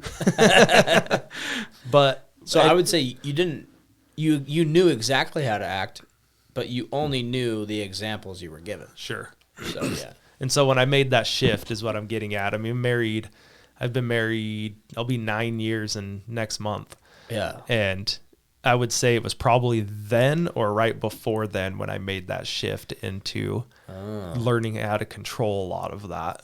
And we had Alex Stout on here. His dad, not knowingly, but Ron Stout was a big example of that for me because I could just observe him being able to take a situation, break it down in his mind, kind of be like, okay, where do we go from here? How do we make this a positive? And I could see him processing where my dad didn't process. It was just a reaction. It was an emotional response. Yeah. That's what I was getting at too. So you saw him Stout. You saw him choose. Yeah. Process and then choose. Yep. And that's what people can't do right now. Well, yeah, I had never experienced that before. Religious, political cult. Like, I know exactly what to say to someone who's like all about Black Lives Matter, and they have a rainbow flag in their yard to support LGBTQRSWXYZ. Yeah. Semicolon, apostrophe. The letters, the alphabet. Yeah, the alphabet people, like Dave Chappelle says. They're just people. Yeah, the alphabet people. Like, why do people care so much about what other people do with their genitalia? Yeah. Fucking back off. Chill out. So, like, that stuff. I know exactly what to say to someone who supports the LGBTQ to make them pissed. You could say it right there. Someone who supports Black Lives Matter, you could say the right thing, and they're going to have an emotional response that's programmed into their mind like a fucking computer machine. A computer machine? A computer machine? That's what they're called. It's real. Same thing with a Marine, right? The Marine Corps is so effective at brainwashing people. I had a roommate, bless his soul, great guy, but I could say one thing. I'm like, oh yeah, maybe the Marine Corps doctrine wasn't really was behind on the times. Maybe they didn't really have the most tactical prowess at the time. Maybe they're not the best fighting force in the world. And like I could just suggest it, and he'd be like, "Motherfucker, expletive." Well, I'm already saying them, so whatever. He'd just cuss his mind out. And he'd like want to fight. And I'm like, that's an emotional response that's programmed into you since day one of boot camp, homie. Yeah. I know exactly what to say to make you mad. Because why? Because you have an emotional attachment to it. Exactly. Right? And I think that's what you're getting at, right? Yeah. I mean, there's not a lot of things now that will get me to react that way. Yeah, you might have one or two. I've if had you come some at me about my mom or my wife, that's probably how you're going to get a reaction out of me. And it's not just like one. Yeah. Right? If I was like, your mom. Yeah. And it's like, there's a difference between me saying it sarcastically and jokingly, but if I was like really like trying to insult you, it probably wouldn't take just one instance for you to like auto script just like a command into a computer prompt, right? Like run diagnostics. Right. It just runs. And so it would probably take more than just that for you to lose control, right? Right. Yeah. Exactly. Was there a time in your life where it was like that? Like, I type in mean words. Like, oh yeah, dude. When I was younger, would just automate 100%. the response. Yeah. When I was younger. Same, man. When you're just flying by your coattails, just full of rage and sperm. Like in my like friend group, like I was the bigger kid. I was the like no one messed and I'm talking age group when I was like 10. Right. When I was like 10 or 12, I was the older one. I was the bigger one. I was the one that like you didn't want to tussle with. But at the same time, like in my everyday life, I was like with my brothers and with their friends and with my dad and with everyone else, like I was the one that got picked on all the time. Sure. Oh, that I didn't expect that to go that way. Yeah. No, yeah. So I was the one that was always, I think that's what made me that way with everyone else. Was like once I was like the hierarchy, once I was the top person, once I was the one you didn't mess with, like then I had the power at that point. Oh. But that was 20% of my life. So the other 80% of my life, I was the picked on one. Okay. Or at least I felt that way. Sure. Right. Sure. I mean, I got my butt kicked a lot, but my brothers tend to think I deserved it. So That's dude, I was the oldest child, so I didn't really get my ass kicked until I joined the Marines. Yeah. And That was a shock for you. Yeah, dude. Like, I'm not a big guy, but I'm bigger than a 5'1" Filipino dude. Yeah. And then that 5'1" Filipino dude turned me into a goddamn pretzel, doing some, martial arts, some jiu-jitsu, rolling on the mat. Yeah. And I was like, oh my, like a bigger guy picking on me. And like, what's funny is like, I always felt like I could hold my own. I felt like I could take a punch because I absolutely had to be able to. And so the few fist fights I got into, like, I was scared shitless growing up, like, doing it. But I was so driven by this automated response of, like, pride and, like, it was expected of me. Uh-huh. And so this one kid at boot camp, I don't even know his first name because we were all on last name basis at boot camp, but his name was Machizik. I don't even know how to spell that shit. And he was as tall, probably like 6'1" or 6'2", and for me being 5'5", 5'6" on a good day, like with your boots on, dude, that's like you might as well be 7 feet tall. Yeah. And so I was telling him I was the squad leader at boot camp, which is just a joke anyway. It's basically a babysitter. Sure. It's stupid. So anyway, I'm telling him to mop faster, and he looked me in the eyes and was like, "No." I was like. So I got in his face, and I'm like yelling up. Well, at him you got in his chest. I got in his belt buckle, and I was like, "You listen to me, Buster." Yeah. Then he just socked me in the mouth, and he thought it was done. And then I got back up out of just pure rage. Sure, seeing red. That's what my family calls it. Yeah, seeing red. Yeah, and I think a lot of people have that. Yeah. Does your family call it like my family? They very pridefully so they call it the Norton Rage. Okay, so we don't. My dad's family would call it the leg temper. The leg temper. Yeah, and I hate it, but yeah. Yeah, it's like I used to call it the Norton Rage, and then I found out that like most families have it. Yeah. It's just a human condition. Right. But they're all proud about it. It's the Norton Rage. Oh yeah, that's just the it's leg the temper. Leg temper. Yeah.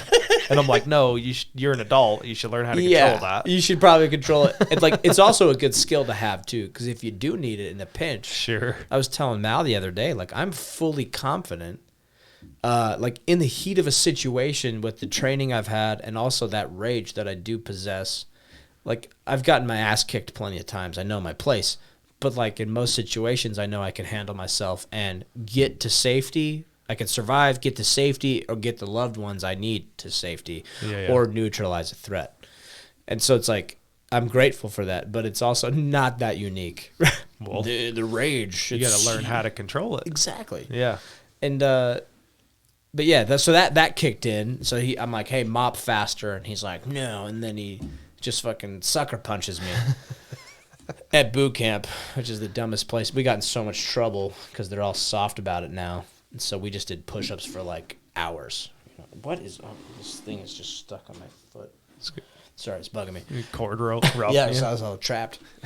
But anyway, that happened. And but because I was able to stand back up to him and like push back...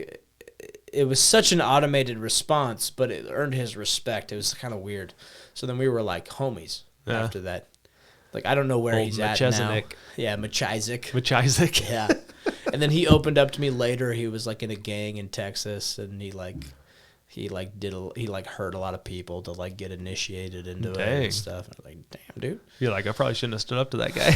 Yeah, like, man, thank God we had drill instructors like hovering over our shoulders. Because I would have been out behind the dumpster dying, you know? All right, let's jump to the next one. Sorry, it goes to the same... It was probably in the same clip or speech. It says, better to be a warrior in a garden than a gardener in a war. Oh, absolutely. I mean, I've heard that before, and I know it's said other places. Yeah. I'm pretty sure Rogan said that one. But it goes back to what I was talking about with my kid. Like, dude, if your role is to be a gardener, if your role is to be a warrior in a garden, I would rather that than you to be a gardener in a war. Exactly. Yeah. And like, if you're really an American, though, if you're accepting the American responsibility, then you're prepared to be a warrior. Yeah. If needed. Right. Like we talked earlier about the Saving Private Ryan. Yep. And the character Tom Hanks plays, I don't know how accurate that was or if it was scripted in later for cinematic reasons, but they didn't know what their commanding officer, Tom Hanks, they didn't know what his profession was, right? Because he kept it hidden to maintain that distance that a leader needs sometimes. And so when he finally opens up to him right before a sketchy little portion of their mission, and he tells him, he's like, I was a school teacher. Right? He's basically saying, I was a gardener. Yeah. And now I've accepted the mantle of warrior. And they trust him as a leader to get them through the combat so they can go home. Right. So they were it really gained their trust. It's a heartwarming moment of the movie. I don't know how accurate that is to real life, but it does prove a concept. Right. If you are prepared to be the warrior, you don't have to be a warrior. But if you're prepared to be one, I think that's more important. Exactly. Yeah. This is a very shorthand one, so I may stutter through this. And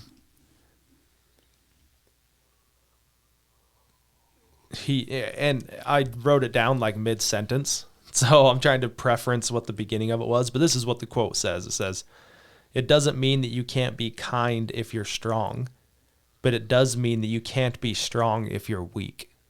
Yeah.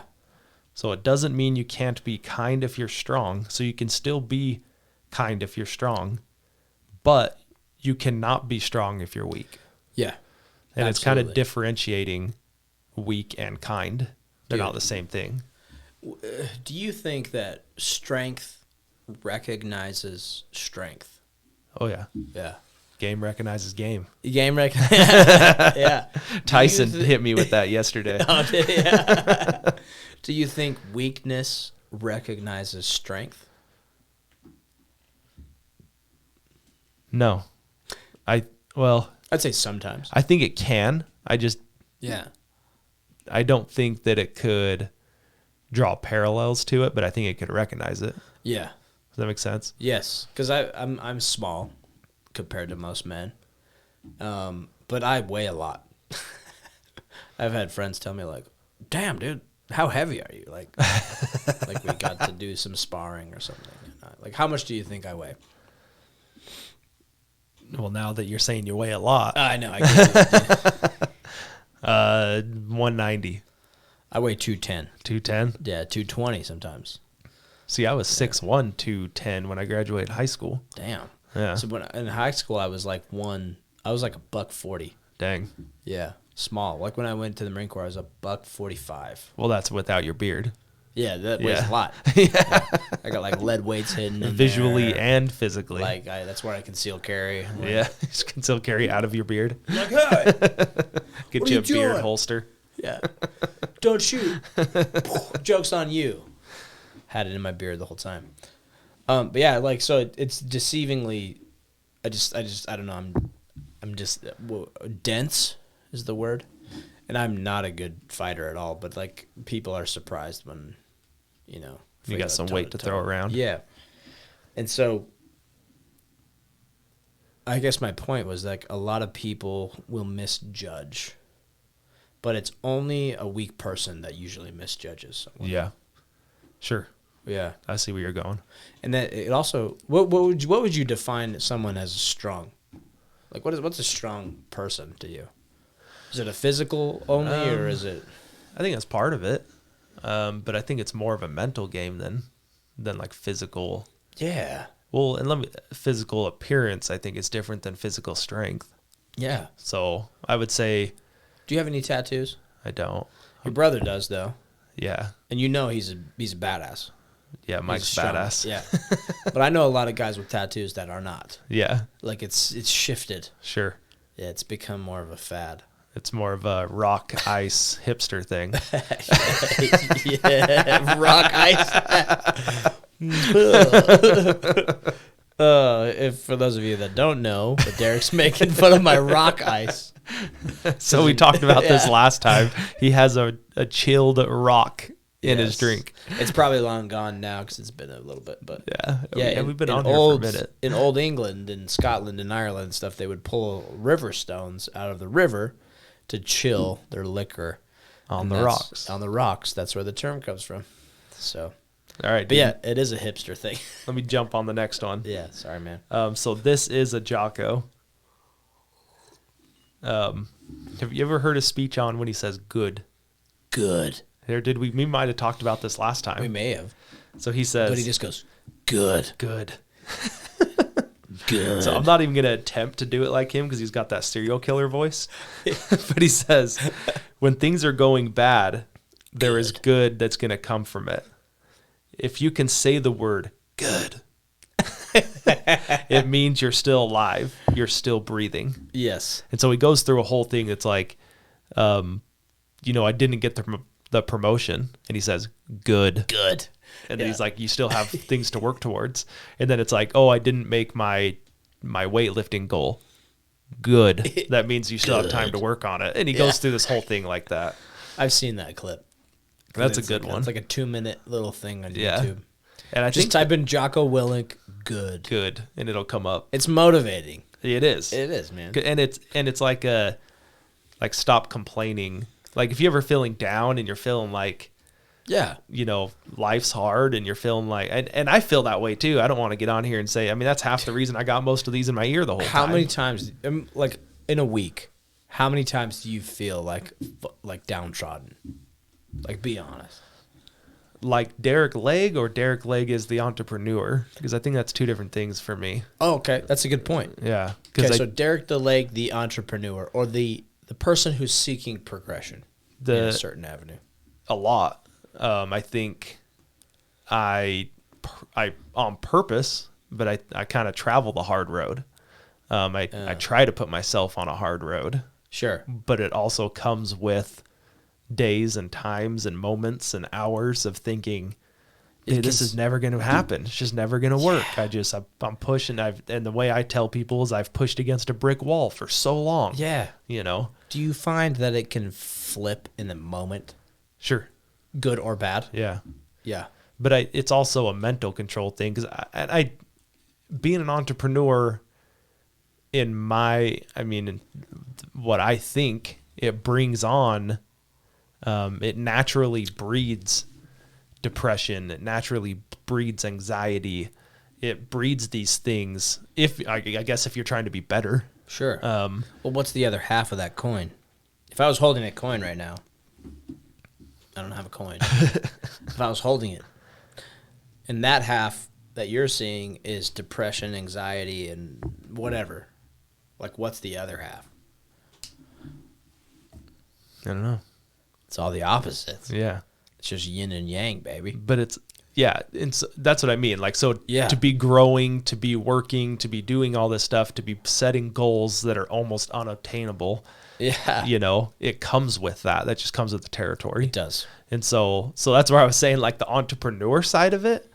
And I've been separating Derick Legg and Derick Legg, the entrepreneur, the last couple of months. That's interesting.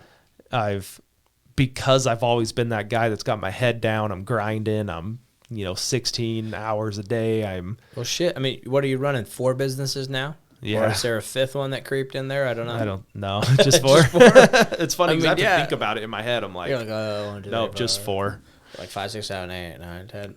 Yeah, but so I've done that for so long. That's where I'm like, I've pushed against this brick wall for so long that I've tried. I had to. But I think I may have touched on this. I may have said this. I don't remember. But when Mallory and I kind of committed to doing this, it was right about that time. The only reason I mentioned that just because it's that time frame. Yeah. I did have like a mental breakdown in my house one day. About this podcast? No. Just about life in general. Life. Just about work, life, the weight I was carrying, having I guess that would have been like a 8-month-old, 9-month-old. Yeah. And my wife's got a busy schedule. I mean, she's working. She works full time plus She has overtime. She's on call. She's busy. She has her own life. She goes like they're out rock climbing right now. And then you throw a kid in the mix. Yeah. And so I was dogs, just extremely stressed, and I was holding it all in, and I was trying to be that father figure. I was trying to be that husband. I was trying to be that boss and that boss and that boss and the guy that's his own boss. Yeah. And it just, it overwhelmed me. So I don't want to sit here and tell people like, you know, it's all freaking roses over here, because it's not. I have my own struggles as well. Well, I think that's the fault of our society, is that we're chasing that comfort, that ultimate and end goal, but it's never there. If you're really, really in the grind, if you're really successful, or you're looking for that success, you know that the enjoyment is from the mental breakdowns. Yeah. Like, that's a good sign that you're on the right road. Well, every time I've had a mental breakdown, which has been many, after 2 divorces, a lackluster career in the Marine Corps, a very, very, very under wraps career working for an agency. I can't get any validation from that. Yeah. You know, all that shit. I've had lots of breakdowns along the way. And always something good was on the horizon, because I had too much on my plate. I had so much stress that I was overcome, and a lot of lingering stress and some stuff I would classify as PTSD that comes in there. But like, all of that combined, just, in fact, I'm saying this to you to also tell myself this. Yeah. But like, that's the best indicator that you're on the right path, is if you're having a fucking mental breakdown. Yeah, it's almost like right now I'm hearing good. Yeah, that's just I like Jocko a lot. So do I. Good. And dude, Jocko, like, a lot of Navy SEAL units, I've worked with very few, and wasn't really impressed with a lot of them. They don't a lot of SEALs don't play well with others. Yeah. I think they claim that. They even claim it. And like a lot of, I don't know. I could go off on Navy SEALs. I won't, because I haven't done what they do. But I've rubbed shoulders with them every now and then. And for the record, most people that have been in the SOCOM or the Special Forces community of some type, they don't really like Navy SEALs, because they don't play well with others. They don't communicate well with adjacent units. The one exception, though, is Jocko Willink's units. I was hoping you were getting to that. Units. Because I was going to say, yes. Jocko, dude, you know that he... dude, Jocko is legit. Yeah. And, I mean, coming from me, I'm not even close to the amount of legit that he is. And the fact that I can say that about Jocko is an honor in and of itself for me. But a lot of Navy SEALs leave a sour taste in the mouth, but not Jocko Willink. Yeah. And that dude, I requested Mal to put that book up there. Yep. Because I respect the shit out of that guy. So do I. Yeah, because he's got it dialed in. And that saying, just good.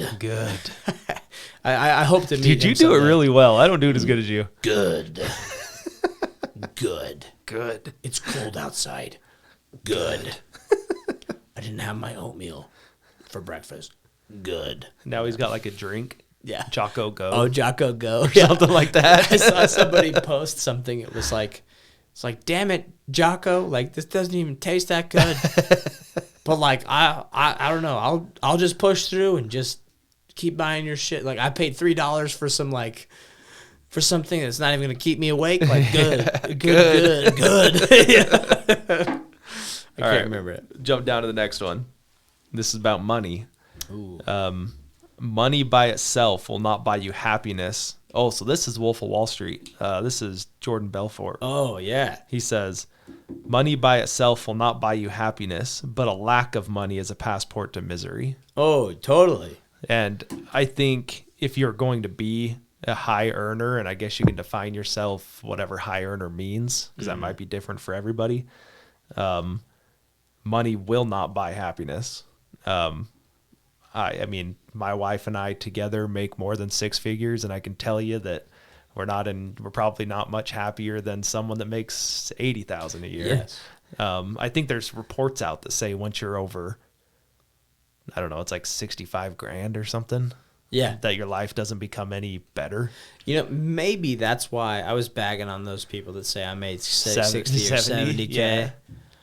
You know, there's more to that. Sure. Like, you know, if that's where that's why we both said, good for that guy. Yeah. If they feel happy making that income, like, good for them. Well, like I just said, I mean, yeah, at a certain point, I think money probably becomes the same once you're making so much. Oh, yeah. I mean, once you're making $200K, $500K, $1 million a year, like there's got to be a point, and I'm not there yet, but there's got to be a point where it's like, okay, it was still good at 500 as it is at $1 million. Right. You know what I mean? Exactly. You just have a nicer jet, I guess. It's just a number at some point. Sure. Right. That doesn't mean like settle. I think that's the plague, though, is like, well, so yeah, money isn't everything. Well, so that's the second part of it that I want to put more time into but the lack of money is a passport to misery. Dude, absolutely. And some people wear that misery like a badge of honor. Yeah. That's what I was getting at earlier. Yeah. It's like, well, you know, like the dad who is afraid of missing out on his kid's growth usually is a really, really broke guy. Not always, but, you know.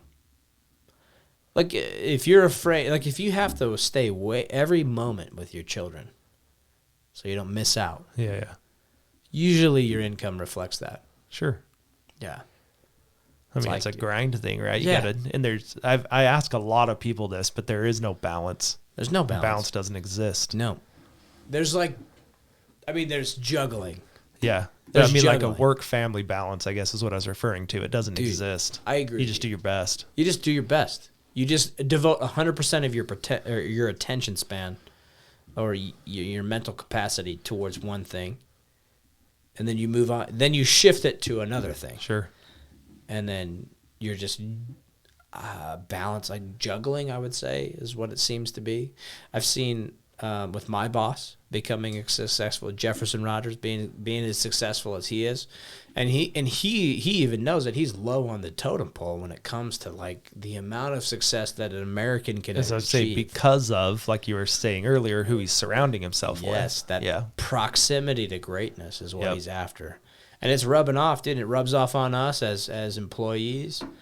Well, like, this is an example for me, and I hate quoting this because the last thing I want to do is put anybody down. Well, I'll get into it. So when we built our house, so I grew up in Washington. I grew up in the old part of Washington. Yeah, like Dogtown is what they call we it. were D-town, dude. D-town. We called it downtown D-town. Woof, woof. Yeah. And so we were next to like the rec center. So we were a block off the rec center. If you stood on my roof, you would look directly at the rec center. Nice. And not that I mean, I loved growing up there. When I was an adult, I couldn't stand being there. Like I couldn't wait to get out. And it had changed a lot over my lifetime. Like it was a fun place to grow up, young families.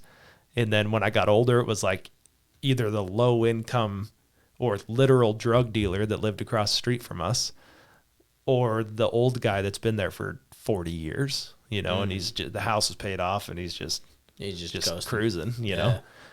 And this is the part I do not say this to put people down. It's just not where I want to be.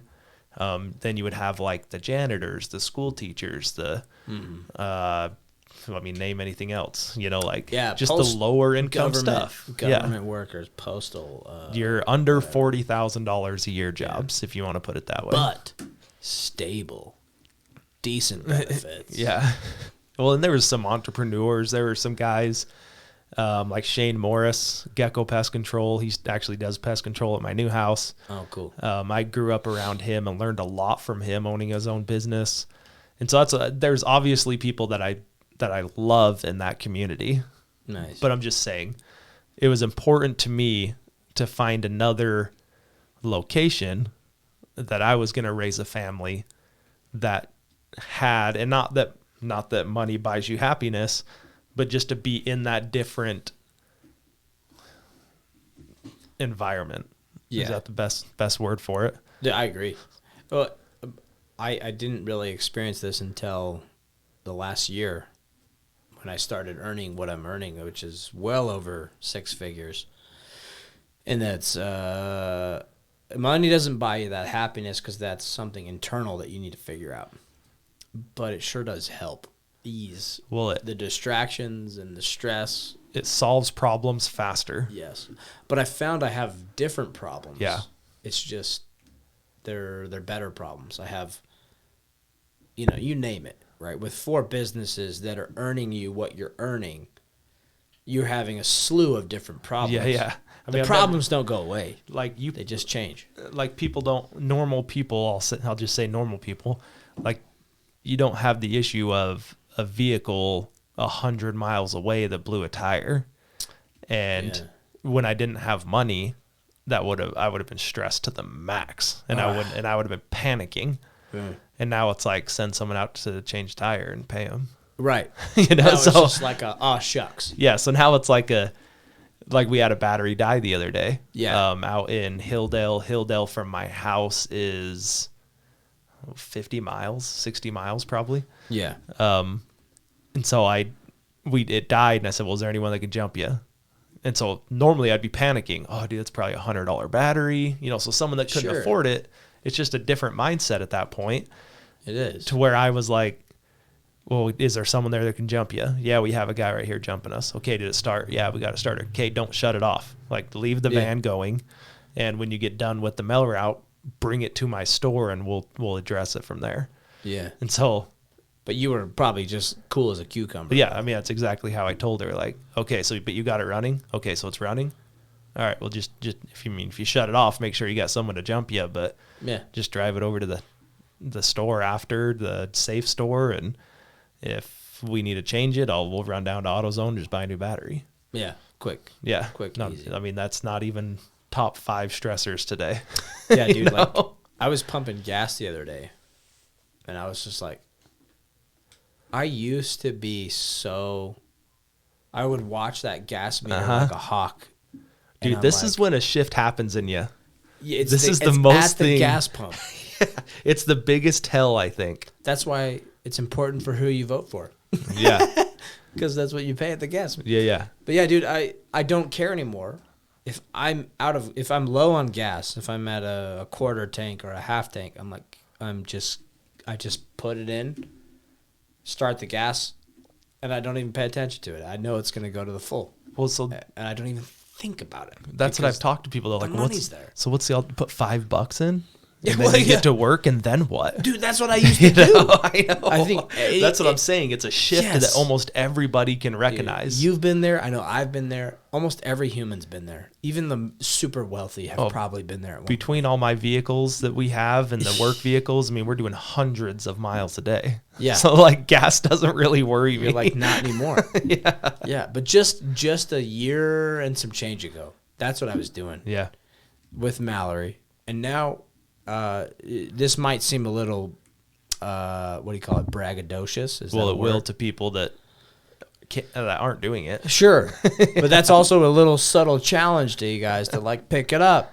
Be a better American. Yeah, there you go. Embrace the capitalism. Take responsibility for your life. Get after it. Fail. Succeed. Yeah. It's okay to hurt, fail. Stress. Have a mental breakdown every now and then. Yeah, you're supposed to fail. That's okay. Other than that, we're just, you're just dead. Like, what's the point of living if you're not going somewhere? Yeah.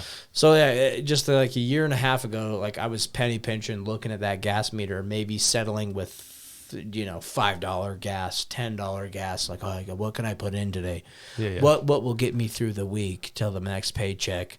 And that's sacred. That's a Jocko good. Good. Because there's more to aspire to. And I'm not there. Sure. You and I are making more than the most average American, but we're not done. Do you think you're ever there? No. I mean, I hope not. That's the point of it. Is you just keep riding that wave, man. That's what everyone's like, well, I haven't made it. And I'm like, well, what point do you make it? Because I've not even put that in my mind yet. Yeah. I mean, I'm just better than yesterday, man. Is it billions? Maybe. And dude, my mindset has shifted so much in a year. I'm like, man, being a millionaire would be great. But what if it's like, wow, being a billionaire would be great. Yeah. And what if after a year after that, I'm 33? What if I'm 36? So it's been 3 years. I'm like, this year, I'm like, millionaire would be great. Next year, billionaire would be great. Next year, trillionaire would be great. Like, what? I think I'm not saying that. I mean, maybe in a year or two, that's where I'm like focused on. I don't think that's me. I'm not going to be there, but that level of like, I'm always aspiring for something great and stuff. I used to think of it as really kind of a toxic thing, but now it's just really, truly the purpose of life. And it doesn't have to be money. It could be physical fitness. Maybe you're running a 6-minute mile. Maybe you want to be at a 5. Cool. Maybe it's you want to bench this much. Maybe it's that. Maybe that's where you put the metric. Maybe for that guy too that is making $70K a year. Maybe that's how he measures his successes is, how many hours a day he spends with his family or holding his grandkid. Sure. That's fine. Whatever makes you happy, I guess, is the... Well, and that's what we kind of said. Like, if that's it for you, great. Yeah. That's not it for me. Right. So I'll respect that that's it for you, but you also need, I also expect to be respected that Sure. I have different goals. Yeah. The next one I have is it comes out of perspective. It's talking about perspective. This is Dan Blazarian. Is that how you say his last name? Oh, yeah. And I don't think it comes from him, but he quotes like this story. Sure. Well, I know it doesn't come from him, but he talks about this story of the Chinese farmer. Have you heard this? Possibly. Okay. And there's different renditions because I've heard this in the past. But he says there's a Chinese farmer that his horse runs away. Okay. And the village comes in and says, man, that sucks. That's unlucky. And he says, maybe. And then the next day that horse brings back 6 wild horses. So now he's got 7 horses. And the village comes in and they say, man, that's super lucky. And he says, maybe. The next day his son takes out one of the wild horses and gets thrown off and breaks his leg. Whole village comes over and they're like, man, that's so unlucky. And he says, maybe. The next day the enlisting officers come over to take to enlist his kid into the army. And they realize that he has a broken leg, so they pass by the house. And the whole village comes in and says, man, that's so lucky. And he says, maybe. So the story, the reason the story's told is you never know the things that are going to affect your life in the moment after a lifetime. And I kind of had a story with this. So I had ran a parts store right out of high school. It was Checker Auto Parts at the time. It's O'Reilly Auto Parts now. And for our St. Georgians, it's the one right there by Costco. So I ran that one I was assistant manager for 3 years when I was like 18 to 21 or 22. Nice. And so anyway, so I was working there. We had a store manager change. We had a different store manager come in. Nobody got along with her. I'm not one to hold my tongue. And so we got in a few verbal disagreements. A tussle? Yeah. A tiff? I mean, it's not like I fought her. Like we had different arguments on multiple occasions. Altercation? Yeah, I mean, we were one of the most efficient stores as far as hours and sales. And the amount of transaction. See, how did they word it? It was the amount of money per transaction. Oh, okay. And so we were one of the better stores. She came in and we tanked everything, and she ran everything awful. One of the things that we had always done was, and this kept up our numbers. That's why I mentioned the price per transaction. Nice. So we would do like candy, drinks, whatever throughout the day, like whoever would eat stuff. Well, we do it throughout the week. And then at the end of the week, we would all ring them in. And so like if I had a Snickers and 2 Mountain Dews that week, on Saturday or Sunday, I would pay for them. So I'd ring them out and pay for them then. And we all did it. It was a known thing. We had a shelf that we had labeled our names. And so like if I drank a Mountain Dew, I put the bottle up there. And so at the end of the week, I would take that bottle and go pay for it. So yeah, again, everybody knew it. The district manager had actually called me into his office a few times, and he was trying to get like dirt to get her fired. So he was like kind of roping me in to get information, and so time goes on, right? And I get called in one day, and they're like, hey, so there was the store manager, an assistant manager, and me, the assistant manager. So we had 2 assistant managers. Mm-hmm. So they called me and said, the other assistant manager's getting fired. We need you to come in and cover his shift today. And I mean, I had lived and died for that store. I mean, I covered, before this manager came in, I was working 7 days a week. I was also doing the mail route. So I was working 2 jobs. I was 20, 21. And so she tells me, hey, we're firing him. I need you to come in and take his hours today. So I end up showing up, and there's a cop sitting there. There's like there's a cop car outside. The district manager's there. It's like something's going on, right? Yeah. And this dude, he's probably 60 at the time, maybe 55, 60. And like the nicest guy ever. And so I'm like, what possibly could have happened, right? Yeah, what could he do? Yeah, so I walk in, I go in the back, district manager pulls me aside, tells me that not only is he getting fired, but I'm under investigation as well. And I'm like, for what? You know, like I'm thinking like, dude, like 2 days ago, I was in your office and you were trying to get dirt from her, you know, to fire her. Now you're telling me that us 2 are getting fired? Did she think you guys were stealing? So she was taking the security, like they're on VCR tapes, right? And so she would take them home and watch them at night. Oh. And apparently she was waiting, like gathering quote unquote evidence against us. And she had me on tape, taking a Mountain Dew, or I think it was a 5-hour energy is actually what it was. Oh, gross. And I'm standing there on video. I take it off the shelf, open it and drink it. And then I walk in the back and put it on the shelf. Well, it was like a blind spot on the cameras where we put them on the shelf in the office. So it looks like you were just it looks like I just freaking chug it and then it just disappears. By the way, I have a 5-hour energy story I want to tell in a moment. Okay. So you keep continuing. So yeah, and I think when Tyson was on, we had referenced this and I was like, I'll tell this story another day. So here it is. Oh, here it is. And so here you go, Tyson. Yeah, so they come and tell me that they had me on camera stealing. And I was like, stealing what? You know, like, and so they play it for me and I just start laughing and I walk them over to the shelf and I'm like, dude, look at this shelf. Like, this is where it went. I put it right here. Look at the cameras. This is where I go. Like, this is how we do it. Yeah. And they asked, like they do rent-a-tools. Oh yeah. So you can like go in and like, if you need to take your belt off your car, they have like the wrench that does that and you can go pay $20 and rent it. Yeah. And then take it back, get your money back. Right. And so we would do rent-a-tools and like I worked there. So we just take them. So like I would take the rent-a-tool, go use it and then just bring it back to work the next day and put it back on the shelf. Sure. And again, then that would show like we didn't have a purchase and then a return. Yeah. And so they asked me if I had ever taken rent-a-tools without paying for them. And I was like, well, yeah, we all do. And they were like, yeah, dude, that's theft.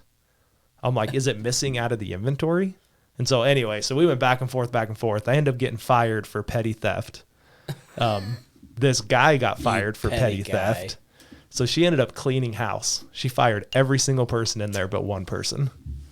And then ironically, years later, she ends up getting fired for theft, which I thought was hilarious. So that other guy, he ends up calling me out of the blue one day.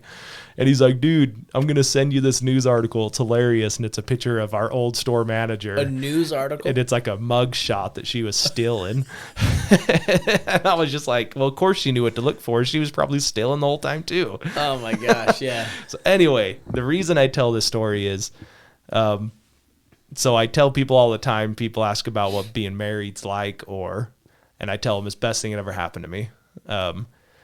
So after I got fired, I had a guy that He was the bishop in the singles ward, one of the best guys I know. And he would actually come on Sundays after church into the store and be like, hey man, we're missing you at church, just wanted to let you know we're thinking about you, whatever. And then so anytime they would roll up, everyone would be like, hey, your home teachers are here, and it was always like him and a first counselor or something. So after that, I ended up going back to church. Yeah. And because I worked every Sunday, I mean, that's really why I wasn't going to church, because I worked every Sunday. Sure. And so I started going back to church, and then I met my wife in the singles ward. And I mean, kind of the rest is history. But so going back to our Chinese farmer, like it crushed me when I got fired. Like that was my identity, was that store. And I was like, I was the youngest manager. I had the highest sales in our store. I was like top 3 sales every month in our district. Like, sure. And I'm thinking, there's no way they're going to fire me. And then you got fired. And then I get canned. But like your world was like this big. Yeah. Right. It was like that small. And when that world collapses, you're like, fuck. Yeah. And then it grew to, I mean, like, how big is your world now? Right. I mean, I think about like if I would have stayed there, because I was on fast track to be store manager, I probably would have gone further than that. Dude, how much time would that store have ate up? Now here I am. I'm the villagers. Oh, you're so lucky. You're so lucky. And I'm like, maybe. That was so unfortunate, but so lucky. Yeah. Oh, you do all these great things in the store. Yeah, you're right. They probably won't fire you. Yeah. Fired. You can tell the liquors hit me when I started speaking Chinese accents. Yeah. Well, it's just... That's a great proverb, And so that's always my thought when I think about stuff like that. It's like in the moment I was crushed. Same. I've been divorced twice. And in those moments I was crushed. Yeah. And now look, now I have Mal. Yeah. And like those of you who know Mal, if you're watching, they're like, she's just phenomenal. I like Mal. Oh my gosh. Like that's the reason I'm living. Is because of her. Like I'm alive to be with her, like, and to succeed with her. Like we're a team. And I feel like that's what you have with your wife. Yep. It's this team agreement that you're going to achieve and aspire for something greater. And you guys are doing it. Yeah. And yeah, it's grindy and it sucks. And some days are worse or bad. And some days are good. And some days are shit. And some days I have awful days. Some days she has awful days. Some days the baby has awful days, but and you can all share them together. It's great. It's beautiful. When I used to have 2 younger kids working for me. Now I'm down to one 16-year-old, Big Abe. Big Shout Abe? him out that all was the time. Abe? Yeah. I didn't know he was 16. He looks like he's maybe 20. Everyone thinks he is, yeah. Like this guy came in the other day and was like, yeah, I got to talk to my wife. Well, you probably know how it is. Like, and I'm like, dude, he's 16. Was he like, sir? No. I'm 16, sir. He was just like, oh, yeah. Oh, yeah, of course I did. But I used to tell these guys because they would, one of them would always talk about like things that's going on in his life and whatnot. And I would be like, dude, I get it. I've been there and I get it. This sucks. And it's okay. Like feel that it sucks right now. But I'm telling you, in a year, you're going to forget that it kind of sucked. Dude, totally. And in 10 years, you're going to forget it even happened. Yeah. And like, I know that in the moment, this is the worst thing you could have possibly gone through. Dude. Exactly. Like, you know what I mean? When you're with the youths. Yeah. The youth of America. I coached high school lacrosse as a girls club. I didn't know girls that. lacrosse. And their varsity. It was still considered club, but man, they were just locked on. And they weren't the most skillful players. They weren't the best, but combined with some of my experiences and the Marine Corps discipline I could offer, I was head coach. And I had an amazing assistant head coach. Her name was Danielle, and she just knew girls lacrosse because I played boys lacrosse. It's way different than girls. And girls lacrosse is actually probably more dangerous than guys lacrosse. So if you ever see a guys lacrosse player, just be like, I heard girls lacrosse is more dangerous. And then you'll get one of those automated responses. What? No, it's not. I'm macho. And they'll like pull it. He'll like open his pants and be like, I still have them. You're like, chill out, man. But yeah, girls lacrosse is pretty legit. Like a lot of danger in that. And those girls did great. And all I did was just, give them that advice and be like, hey, listen, it's going to be a lot harder. So I just pushed them harder than they've ever been pushed before and did some stuff. But they had to dig down and do it. Yeah. Some of them quit, and it was amazing. And that young age, it's just like your world is so small at that age. Right. And then it grows, and then it grows. And then like now you're running 4 businesses and you're doing this amount of income and you got this, what do you call it? This slew of problems. But like when you grow, it's not easy. You don't, when you arrive, it's not supposed to be. It's not supposed to be. You get more and more and more and more problems. You just get better at handling them. Sure. And you get better teammates like your wife and like me with Mal. And we've worked our asses off and we have this studio and we love having you as a client, dude. Like it's amazing. It's fun, man. Yeah. And we like listening to your shit and, well, your shit. your stuff. I was like, wait, you're listening to that too? We're listening to all your shit. Yeah, sorry. That's the whiskey talking. But yeah, dude, we're excited to see what other problems occur. Sure. Because we know that's how you grow. Well, so I love that Chinese thing. It's like, this will go right with what you're saying. Oh, fuck yeah. It says, and I don't know where this came from. It says, ease is a greater threat to progress than hardship. I mean, that's exactly what we're just saying. Dude, that's exactly what. Yeah, it's if you're progressing, it's supposed to be hard. It is. And to have someone understand that in the moment when it seems like it couldn't get any harder, when it seems like you couldn't be doing any worse, all of, fill in the blank. Yeah. I don't know. When I heard that, I was like, oh, that, like, I know that, but it just summed it up in a sentence. It's very well said. Read it again. So it says, ease is a greater threat to progress than hardship. Right. In the military and a lot of branches and special forces groups and infantry and everybody, they like to claim shit and say they were the ones that got it or they were the ones that started the trend. They were the ones that used the quote. But the quote is, the only easy day was yesterday. And it's like, that was stenciled on my infantry barracks in San Diego. And a lot of Marines have seen that, and a lot of military guys have seen that. But, like, your military career just gets harder and harder. Your life, the more you progress, it just gets harder and harder. But you're capable of handling it, right? And that's what that's getting at. That's awesome. It's just, read it one more time. Ease is a greater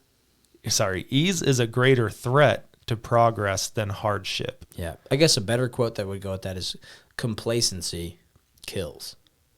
Yeah. That was a military saying. The more complacent you are with your gear, with your awareness, with your training, with your tactical knowledge, the more likely you are to stumble into death. And that's what it is. I got another one for you, Blake. Dude, hit it. The reason people fail is because they give up what they want most for what they want now. Instant gratification. Yep. Now, I'm not super religious. I learned a lot of good lessons from very religious people, like my scout leaders, my dad, my uncles, religious leaders. I don't discredit them for everything they taught me. I thought it was great. I'm just not religious. But that was the one thing I remember my dad teaching me when I was young.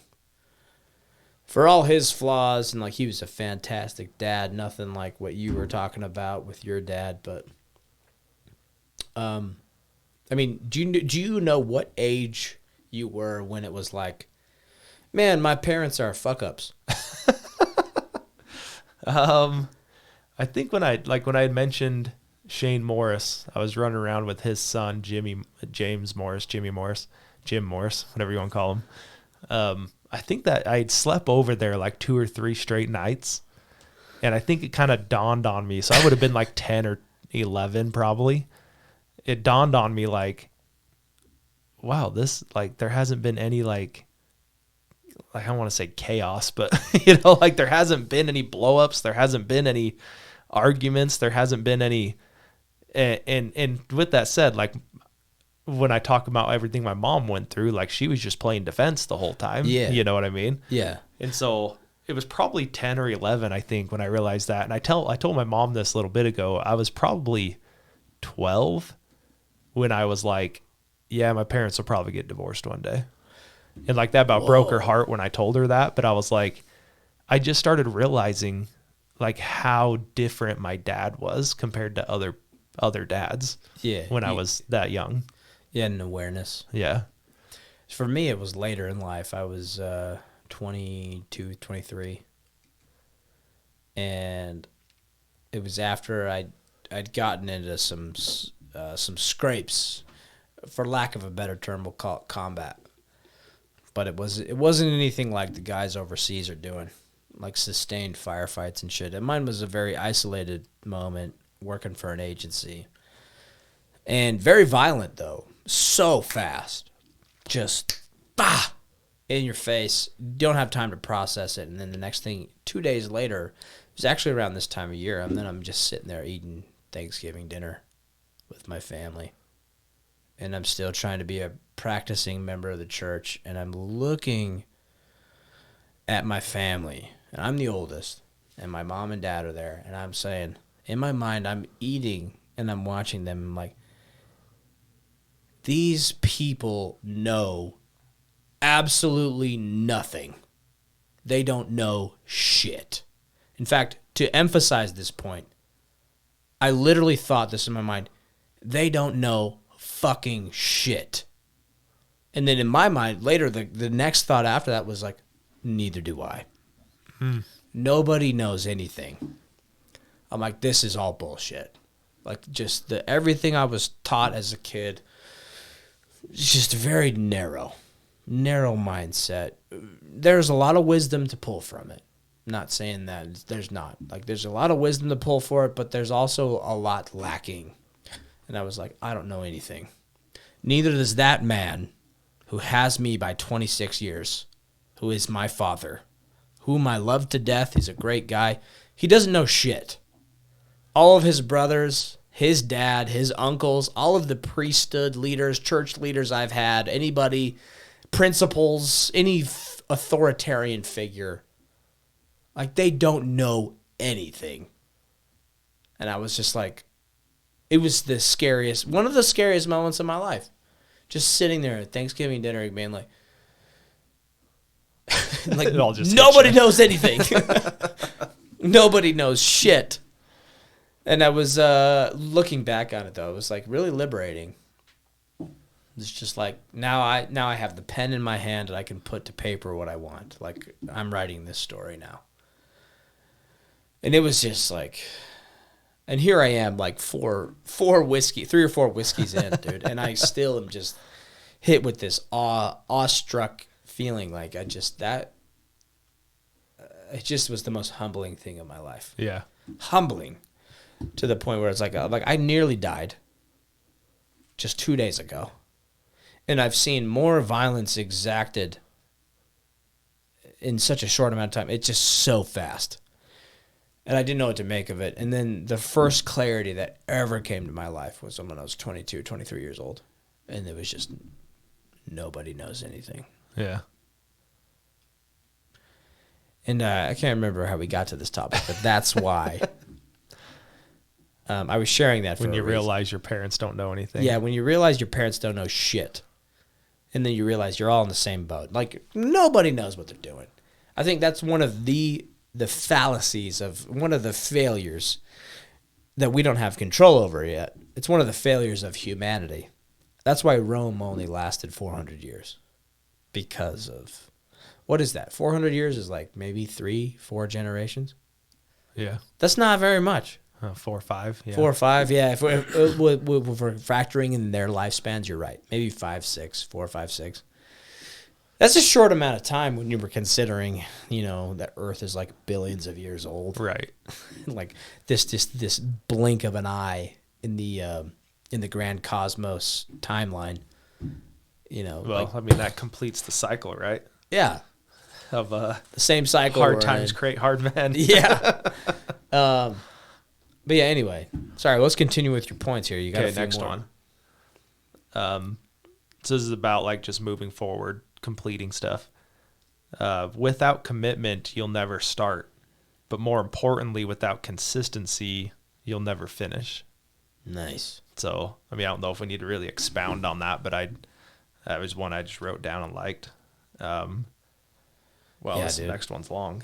You got to have the balls to start something, and you got to have the guts Yeah. to follow through with something, be consistent. Well, so I guess we can talk about this. So there's the old saying, the old thought of if you quit this, you'll quit everything. If you quit the football team, you'll be a quitter for your life. I mean, I was told that. Yeah. It's like if you quit this, you're going to quit everything. There's a point where I guess I would hope someone figures that out, but I don't know I guess what I'm saying is I don't know if I agree with that. I'm the same. Yeah. I would agree with you not agreeing. There you go. Dude, it's like, I think knowing when to quit is more important than never quitting. Yeah. Because, if it was something dire, like your family's, whether food is on the table or not, or your family's safety, would you ever quit? No. Yeah, exactly. Yeah. But if you were like, if you were going to get a degree, like a scholarship in like rocket science to go work for NASA, would you let football get in the way? I mean, I don't really care about NASA, so yeah. Yeah. Well, let's say like, if you were that guy, Yeah, right? yeah. I know if what you you had mean. an opportunity over here, would you let? And your football coach is like, don't quit football. Yeah, I know it's NASA, but If you quit football, you'll never be successful. see first day in pads, I had a kid come at my knees and I bummed up some cartilage in my knee. And so I was on crutches the next day. And so like the next 2 days I didn't go to practice. And then I think I was like, I don't know, the next week or something. Yeah. Coach Bench, old Coach Bench comes over to me in the hallway, and I didn't have him as a teacher, but he was I was on I played O-line, D-line, kickoff, kick return, everything. Yeah. And he was like, hey, I haven't seen you at practice. What's going on? I'm like, dude, I'm on crutches. Like, what do you want me to do at practice? And he was like, well, you still need to come. Like, we're still learning stuff that you need to know. And I was like, dude, I think I might just take this year off, and I'll you already a game in now. And, and I was like, I'll just come back next year. And Yeah. he says, if you don't come back to practice tomorrow, he's like, you'll be a quitter for the rest of your life or something like that, And I was like, whatever, dude, I'll show you. And then I never went back and played football. But Right. Well, are you a quitter now? well, no. So that's what kills me, though, is like that saying. Yeah. It's the saying, like, there is some validity and truth to it. Like, the more often you justify quitting something, Yeah. the more often you will. But there's also like, I don't know. There's just better things you can do with your time sometimes, Yeah. Well, yeah, I think he was Yeah. trying to be like super profound, and then and then I was kind of like, okay, Yeah. guy, and then I went on with my life. Yeah. I had a first sergeant try to talk to me about staying in the Marine Corps and how I was never going to amount to anything if I didn't stay in the Marine Corps. I was like, hey, first sergeant, I appreciate it, but like, I'm in the Marine Corps Reserves right now, dude. We're good. There's more. You bet. I'll be all right. I'll be okay. Yeah. It's just like, as long as you never stop pursuing, I think that's the most important thing. Right. So the consistency. The Stay consistent. Yeah. Yeah. And like, it's okay to move off of one thing as long as you're Totally. progressing in another way. Yeah. Like, I'm 5'6". I'm never going to be in the NBA. Well, what was Muggsy Bogues? He was 5'5", but that dude could. That dude had like dunk. a 34. He had like a 34-inch vertical, 36. I don't know, whatever it was takes to stupid. dunk when you're 5'5". He had that. Didn't I he do win not. a dunk contest? Yeah, if I could drive on someone who was 6'7", Yeah, and yeah. dunk on him, I probably would still be playing But you're basketball. saying that ain't you. Yeah, no, it's not me. There's too much mass there. I to just know. propel it that I high. am not Muggsy Bogues, Like, dude. this is physics. Yeah, I'm 5'6", 210. Yeah. Like, he was 5'5", like a $120 maybe. Right. He's just like a little mosquito jumping around. All right, dude, I got two more. We'll power through these. I think we're over 2 hours now. Yeah, we are, We're dude. almost getting close to 3. We're close to 3, and with a bathroom break. I think Yeah. I'm the first guest that's ever cashed that card in. So they're going through rock bottom. That's kind of what they're talking about, is hitting rock bottom. And this is Tony Robbins. He says, if you don't have what you want, stop telling yourself all the stories and the excuses. I don't have the money. I don't have the time. That's all BS.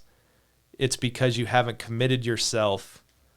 You need to burn the boats, because when people are going to die or succeed, they tend to succeed. Dude, when you don't have any other options, yeah. Yeah. And so I was going to write down, when people are going to die or succeed, they tend to succeed. But then I was like, well, I kind of want to preference the rest of that. That's a good point, yeah. Yeah. Well, like Cortez. Yep, that's where that comes from. Yeah. Yeah. Like conquistador, man. Yep. Burn the boats. Yeah, it's kind of shown, it's kind of portrayed due to propaganda and some bullshittery in today's education system. Cortez is a bad guy. And, like, I'm not saying he was a good guy. I just don't fucking care if he was. Yeah. He did what he did. He came and did what he did, and he succeeded for his nation and his people and his mission. Right. Respectable. Right. I don't care if he brought genocide through, what do you call it? Just a disease. In fact, that disease was traced back to, like, Europeans had a lot more livestock, chickens, cows, pigs. So they gained immunity to a lot of sicknesses through being in close proximity to animals. Huh. Where the Mesoamericans, they didn't have that. They had maybe, like, chickens, and they had some livestock. Like a llama. Yeah, llama. Yeah. Yeah, like some panthers. Yeah. Mass breeding. They didn't have much. So when we came over, we just had a slew of diseases they didn't have. And I say we as in the Caucasian Europeans. But then Cortez comes over, burned the ships. So he gave them no option. I think it's great. Yeah, tell the story. Yeah, I mean, we're kind of preferencing that's it. What it was, right? Yeah. Yeah, Cortez came over to settle, and like a conquistador, if I'm not mistaken, the translation is to conquer. Yep. So they came over to conquer this land. Call it bad, call it good. I'm not swayed. They did their job. Yeah, they did their job. I'm not swayed by whatever propaganda bullshit I that don't have a turns problem me with into it. a soft bitch. Yeah. I'm fine. It happened. So, so great job on their part. Cool. They conquered and they settled. Well, so why'd he burn the boats? So they didn't have any other option. Yeah, right? exactly. That's what you're getting at. Yeah. When you don't have any other options, too. And I also like to say, I've always been a factor. I don't know if anyone's quoted this. This might be completely original. But when you hit rock bottom, at least you know what your foundation's built out of. I'd rather have a foundation built on rock or bedrock. Sure. Than some bullshit that I don't understand. Or thinking you're bottom and you're halfway. Yeah, well, like to further quote Jocko Willink, you hit rock bottom, good. That's a great place to build a new foundation when you're at rock bottom. Like, what's more solid than rock bottom? Yeah. Yeah, good point. Yeah. All right, last one's Jordan Peterson. It's kind of long, so I love that guy. I'm not very good at reading, so stick with me. So he talks about lying. Just lying in general, and he expounds on a lot of it and why you shouldn't lie or have the habit of lying. Okay. So he says lying is very powerful. You can manipulate the world with your language. You can get what you want all the time or escape things that you don't want. So why not lie all the time? You can't. Well, if you do, you can't trust yourself if you lie. There will be times you have no one to turn to but you. If you stuffed yourself full of lies, that one day you'll be in a crisis and you'll have to make a decision and you will decide wrong and you will be in real trouble. You won't have clarity of mind. You won't have the clarity of mind necessary to make proper judgment. So I don't know, like I the first couple lines, I was like, oh, that's good. And I started writing it. And then he like kept going and I'm like, oh, that's still good. I just kind of, then I wrote the entire thought, So what are your thoughts on that? Like, how do you? I really like it. I feel like, well, I don't feel like, I know. I dealt with a lot of manipulation when I was a kid. And when I became like teenage age, older teenager, my dad manipulated me a lot mentally and financially. So I dealt with that a lot and I was aware of it and I could see it and I could translate it really. I could understand it. Yeah, you started reading between the lines. Yeah. And so, I mean, the first thing that grabbed my mind was lying is very powerful. You can manipulate the world with your language. You can. And so when I heard that, I thought, man, I just never have taken it that far, that you can manipulate the world with your language. And, I mean, you can get what you want all the time, and you can escape things you don't want. Yeah. And so I was like, well, yeah, I mean, Sorry, finish. No, that go thought. ahead. Are you lying to yourself in any way? Me? Yeah. I don't think so. So I asked that because Yeah. I think I am to Okay. myself. So when I was younger, I was in 7th grade, junior high age, and I wanted to be cool at school. So I told everybody I loved skateboarding, and like we'd all skate. And I don't know what it was. It was just like over one weekend I was like, to be cool at school, like just the perfect like cocktail arose, right? And I wanted to be cool. So I told everybody that I could land a kickflip, Oh, dang. you know? And I was like, yeah, I can land kickflips, you know? What, you can't? Well, I can't. Fucking all day now. And so in my mind, like looking back at it, hindsight, like, could I land kickflips at that time? No. I was fucking lying to everybody. But in my mind, like, I knew I could eventually. I just wasn't there yet. And so now I had no choice. And so the pressure was on. And literally that day, at the end of school, someone had brought their skateboard to school. And they're like, sweet, man. Like, they were so stoked to celebrate my achievement of being able to land kickflips consistently. And now here I was from first period all the way to the end of school. 7th period, whatever it was back then. Now I'm like, it's either put up or shut up. Yeah. So literally I got on a skateboard. And because I had lied to everybody, but like, was it a lie? If I landed a kickflip in front of everybody, was it a lie? Well, yeah. I mean, It at was. the time you lied. Yeah. I straight up lied lied out my ass to these people in 7th grade. And then I got on a skateboard and I was like, I have no choice now but to land a kickflip. Landed a kickflip. I can do one on demand now, anytime. I could do one right now. We'll put a skateboard on this table. I was going to say, I don't know, dude. Yeah, I don't know if Mallory's got one. Now, I might muff one or two, but I'll land. Yeah. You know, if I do 10 kickflips, I'm going to land 6 or 7 of them. It's just like, it's crazy. So I landed a kickflip for the first time that afternoon, and I was like, I told you. Dios mío. But I don't know. I totally lied to them, but I don't know. Because I've been trying for so many years to land a kickflip, right? So I was putting in all the time and effort before then, and I just kind of like lied to everybody. It's weird. I don't know. Was I able to? That's like the only time we've all told little white lies. Sure. You know, like, do I look good? Like, sure. You know. Look, I don't know. That's just a weird example. But you know what I'm saying? Like, we all, like, what lies do we tell to ourselves? And, like... Yeah, do I look good? Yeah, that's one. Yeah. I'm so self-conscious now. Yeah, there you go. Yeah, now Mal's like, how many white lies you been telling? No. I wouldn't lie to Mal about that. Well, dude, I think this gets deeper at the end, though. So let me touch back to this. Yeah, touch back. Sorry, the little distraction there. No, you're good. When he talks about, like, so why not just lie all the time?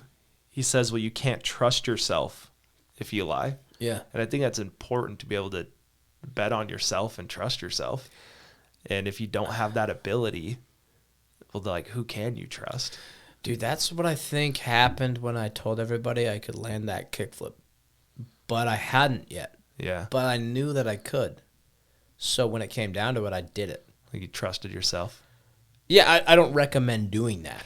Like, don't lie about shit. I mean, I can't do a kickflip. kickflip. So You can't even say it. Click flap. I can't even do a click flip. Yeah. You're not even drunk, dude, and you can't even say it.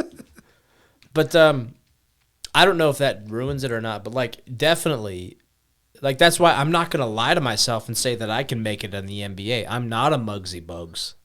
I'm 5'6" and I can't jump 36 inches. Yeah. I don't have a 36 inch. In fact, in high school I had a 33 or a 34 34 inch vertical right around there. Like I could jump and I probably could get back there, but I'm not gonna say, oh, I could dunk a basketball. I've barely been able to touch a rim. So Muggsy Bogues, dude, I think he's got to be in the 40s. Dude, yeah, he's had like 42 inch vertical. Google that. Yeah, plus his Come genetics. on now, Google it for us. Muggsy. What's Bogues Muggsy Bogues vertical? vertical? And then let me touch on this last thing Yeah. where it talks about at the end of this. He basically says, if you do stuff yourself full of lies, one day you'll be in a crisis and you'll need to make a decision, but you won't. And he says, and you'll be in real trouble because you won't have the clarity of mind necessary to make a proper judgment. Absolutely, dude. And so it just gets very toxic very quick. I think when you read through that thought. Yeah. You know, and I've had an interesting time because here I was in the Marine Corps Reserves, and my full-time job, I was working for an agency. And it's really hard for some people to grasp. People who knew me in the Marines are like, there's no way you weren't doing that full-time. My family's like, you weren't doing it. I'm like, but I totally trust myself in any situation. I'm like, I will make the right judgment call. Yeah. And I have before, and that's why I'm alive. And it was there was a lot of time in between these events, and it was just very lackluster in between those times. But like, I had people tell me, my dad still to this day, he's like, I just can't believe you. I can't believe, because I opened up to them about, I'm like, hey, I was working for an agency and I did this with anti-human trafficking and stuff like that, and this is the verdict and this is what happened. And my dad's like, I just don't believe you. I'm like, that's totally fine, dude. Yeah, like I remember being there, but okay. Yeah. You weren't there, but like I would never lie to myself anymore. Yeah, and like that's why I don't know. Did I lie about the kickflip in 7th grade? Yes, but was I lying to myself? Because deep down, I knew I was going to get it eventually. It just like accelerated the process. I put myself under the gun, and I was like, do this kickflip now or forever face the shame of social shame. Being a liar. Being a liar, everybody. And like literally, dude, I surprised myself more than anybody in that group because I told them, I'm going to land a kickflip, and they all expected it. The only one that doubted was me. Yeah. Or that didn't expect it. And then here I was like, oh, okay. I remember taking off my backpack and being like, all right. I'm like, all right, left foot up, right foot down. Yeah. And I was like prepping all the excuses. I'm like, no, the classic one. I don't know if you had any skater friends in high school. I'm not wearing my skate shoes. That was You're like, I even did this in sneakers. Yeah, that's like a ready. Yeah. I was wearing like cowboy boots. No, I'm just kidding. I never wore them. But I had some skate shoes on, so I was like, I'm like, this is a different skateboard. Yeah. I don't know if I can tweaked do it. my ankle in 4th period. Yeah. I'm like, I had too much chocolate milk for lunch with my pizza, dipped in ranch. Throws me off kilter. This is not my skateboard, so I don't know if I can do it. And then I did it. It was the craziest thing. I was like, it's either put up or shut up, Norton. Yep. Bet on yourself. Yeah, I'm not saying go lie about doing kickflips. Like, don't lie about your abilities. Yeah. But and then get a crowd of people and try it. Okay, here's the difference though. I had tried landing a kickflip probably about 4,000 times before that, and maybe I'd landed one or two just like really sketchy, like almost landed, and it made all my friends go, "Oh, dude, you're so close." And then that time, I don't know what it was. I was just like, yeah, I can do kickflips. And I was like, what am I saying? Why am I lying? You gotta be cool, man. Yeah, I gotta Everyone be cool. wants to be cool. Yeah, dude, because you know how important it is in 7th grade to be cool, bro. I wasn't, so I don't. Thought I was. Never tried a kickflip. I was after that day. If I'd have known, landed a kickflip. All you had to do was do a kickflip. But I remember landing it, and it was like really sketchy. I was like half off, but everyone was like, It's like, "Ah." And then the second one I landed clean, and then like the next one I was like, so I landed like 3 or 4, and I was like, just as shocked as Like, everyone. we're going to Vegas. Oh my gosh, I did it. You're like, oh yeah, it happens all the time. I do these all the time. Yeah, I don't know what to make of that though. Like, did I lie? Fuck yeah, I lied. But like, did I follow through? Yeah, I don't know. Yeah. Yeah. Well, It's I think what it, pushed at the myself. time you did lie. It was a cocktail though of like, did I have the preparation? Yes. Yeah. Had I played enough Tony Hawk Pro Skater on Nintendo 64 Apparently. to do it? Yeah. It was so weird. So that kind of throws off the whole topic of that, but like, Yeah, thanks. yeah, I'll just sorry. scratch that one out. Yeah. Do you guys want some Mr. Bogues info? Yeah, let's Oh hear yeah, about what's Muggsy. Muggsy Bogues? 44 inch. Whoa, you were 44-inch right. vertical. Okay, here I am thinking a 32 is decent. Dude's 12 inches higher than what I thought was deep. I mean, he's almost jumping 4 feet. Dude, okay, 42. What's 5 foot? 66 inches or 60 60. inches? Yeah.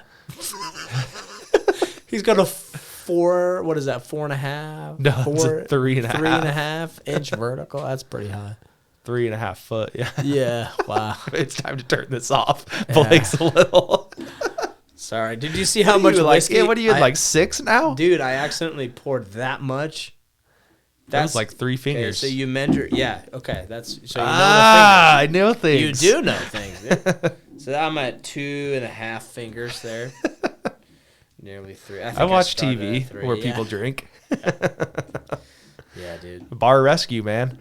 Dude, yeah. You're Old only, Taffer, dude. You're he gets only, me. You're only one sip away from trying it out, you know? Yeah, I don't kidding. think I am. Don't do it. Come on, man. My mother-in-law watches this. Oh, yeah. She'll kill me. Yeah, it's Blake's fault, Terry. Yeah, it's you don't my come fault. at me. Peer pressure is a thing. Being an accountable American is another thing. Yeah, so So. how we ended up we just read through my thoughts. So you ended up helping me through what was going to be my terrible monologue. So I'm glad we got through it. Dude, I think you would have had a great monologue. Well, I'm sure we'll get some more stuff written down. I'm just a dude with a beard and a Hawaiian shirt. I'm glad you were here. Yeah, dude. Always. Yeah, thanks for jumping on with me. Hope your Halo buddies aren't too mad at me. Nah, dude, I don't have Halo buddies anymore. It was just me by myself. Let's be honest. All right, guys, we'll wrap it up. Thanks, Blake, for coming on. I know you're always here if I need you when you are in town. Yeah, dude, I'm the backup. No, I was excited to do this with you. Last time we were like, hey, let's grab some pizza. And then I was like, shoot, let's just hit record and start going. Yeah. This time I came in and I'm all, Blake, Well, dude, that's all we're a doing podcast. this thing. Yeah, that's all a podcast is anyway. It's just getting 2 dudes, two gals, 2 guys. Well, my wife kind of Whatever. psyched me out. I guess I'll be honest. She called me before I was on my way over, and she's like, so who's on the podcast? And I'm like, just me. And she's like, what? I was like, it's just me. I'm like, I've got some quotes and stuff I'm going to go through. And she's like just you? Well, yeah. She's like, She tries to be nice about it. she's like, well, what are you going to talk about? I'm like, just some stuff I have written some down. things. Just some topics. No, it was really Andy. When I started listening to Andy, I thought this is probably a topic that needs to be talked about more. And I think I have a little bit different audience than Andy does. So I thought we could extend his message to a broader audience. To be honest, man, I mean, that's all we're doing anyway. We're Yeah. just extending messages. Well, and like I was telling Mallory, I didn't want to get on here and make it look like, this was all my thought that I had come up with on the way. And it was super, the clouds opened and I knew I was supposed to be here. It wasn't any Yeah. of that. I was just like, man, dude, this is a good topic. I don't get super vocal on stuff like this. I mean, you get me alone in the car driving down the street and I'll tell you everything I think about it. Sure. I try to, which is like Michelle and I were talking, like cater to who, like just speak who you are. Just speak, like Tyson always says, like speak your truth. Like, Dude, speak it out. put it out there and half the people like you, half the people won't, and you move down the road. You just go. Yeah. You know? And if you do get some black vans, black Suburbans, Yeah. or weird Russian guys fucking with your internet, Disconnecting your internet Just- and waiting for you to call TDS. just get their license plate, get a description. Yeah, he's on my Call me. Unless he hacked my camera system. Say he's on my Yeah. camera system now. Dude, I feel so inadequate with technology, bro. Like, Yeah, just right. I've seen your gaming setup. Well, I mean, I can use it, Oh, but like, who's listening? yeah. Don't know. So if any of you guys watching at home, and you as well, and me, I need this. I need to hear this too. Go listen to Edward Snowden talk on the Joe Rogan podcast, and you'll wonder why. It'll scare you. I've heard some of it. These? Why do we have them? And like, I can't get away from it. I need to use it for work because all the apps I use for work and everything. Like, yeah, if you want to be more paranoid, go ahead, go listen to that. And then listen to this. I'm a free-thinking American, and I'll probably stand up for my rights, and I'll probably use my Second Amendment to defend them. He's speaking into his phone. Oh, goddamn. Like, they got it on record now. All right, dude. Thanks for coming. Dude, If you guys like this, share it with your friends. Give us a thumbs up. And give us a review. I'm terrible at doing this whole part, but just please share it. We're getting a lot of feedback that's been good feedback, which is great. It's just a couple of bros. Today it's a couple of bros. We've had other people on as well to get their thoughts and run through different topics. So, dude, as an outro, do you want to try that advertisement that we got? Yeah, should we just read this live Dude, just right read now? it. Yeah. All right. By the way, first sponsor of the Derick. Second sponsor? Second. We had one last Who was week. the first sponsor? It was Jenny. Rescue Me Massage and Cedar. I knew it was Me Massage, but for some reason I couldn't come up with the first word. Massage me. Me Massage, yes. Yeah. Anyway, sorry, I didn't know that. Second sponsor, go ahead. So this is Roberts Design and Tooling, a local company with 35 years of experience. They specialize in molding plastic products and in designing tooling. Contact Nathan at 435-313-3848 with any questions. There's our number 2 sponsor. Dude, that's awesome. So I happen to know Nathan Roberts and his skills for tooling. I think you guys should call that number. Yeah. All right, guys. We'll see you next week. Thanks for spending a few hours with us. I think we just ran about 3 hours, so appreciate it. See you next week.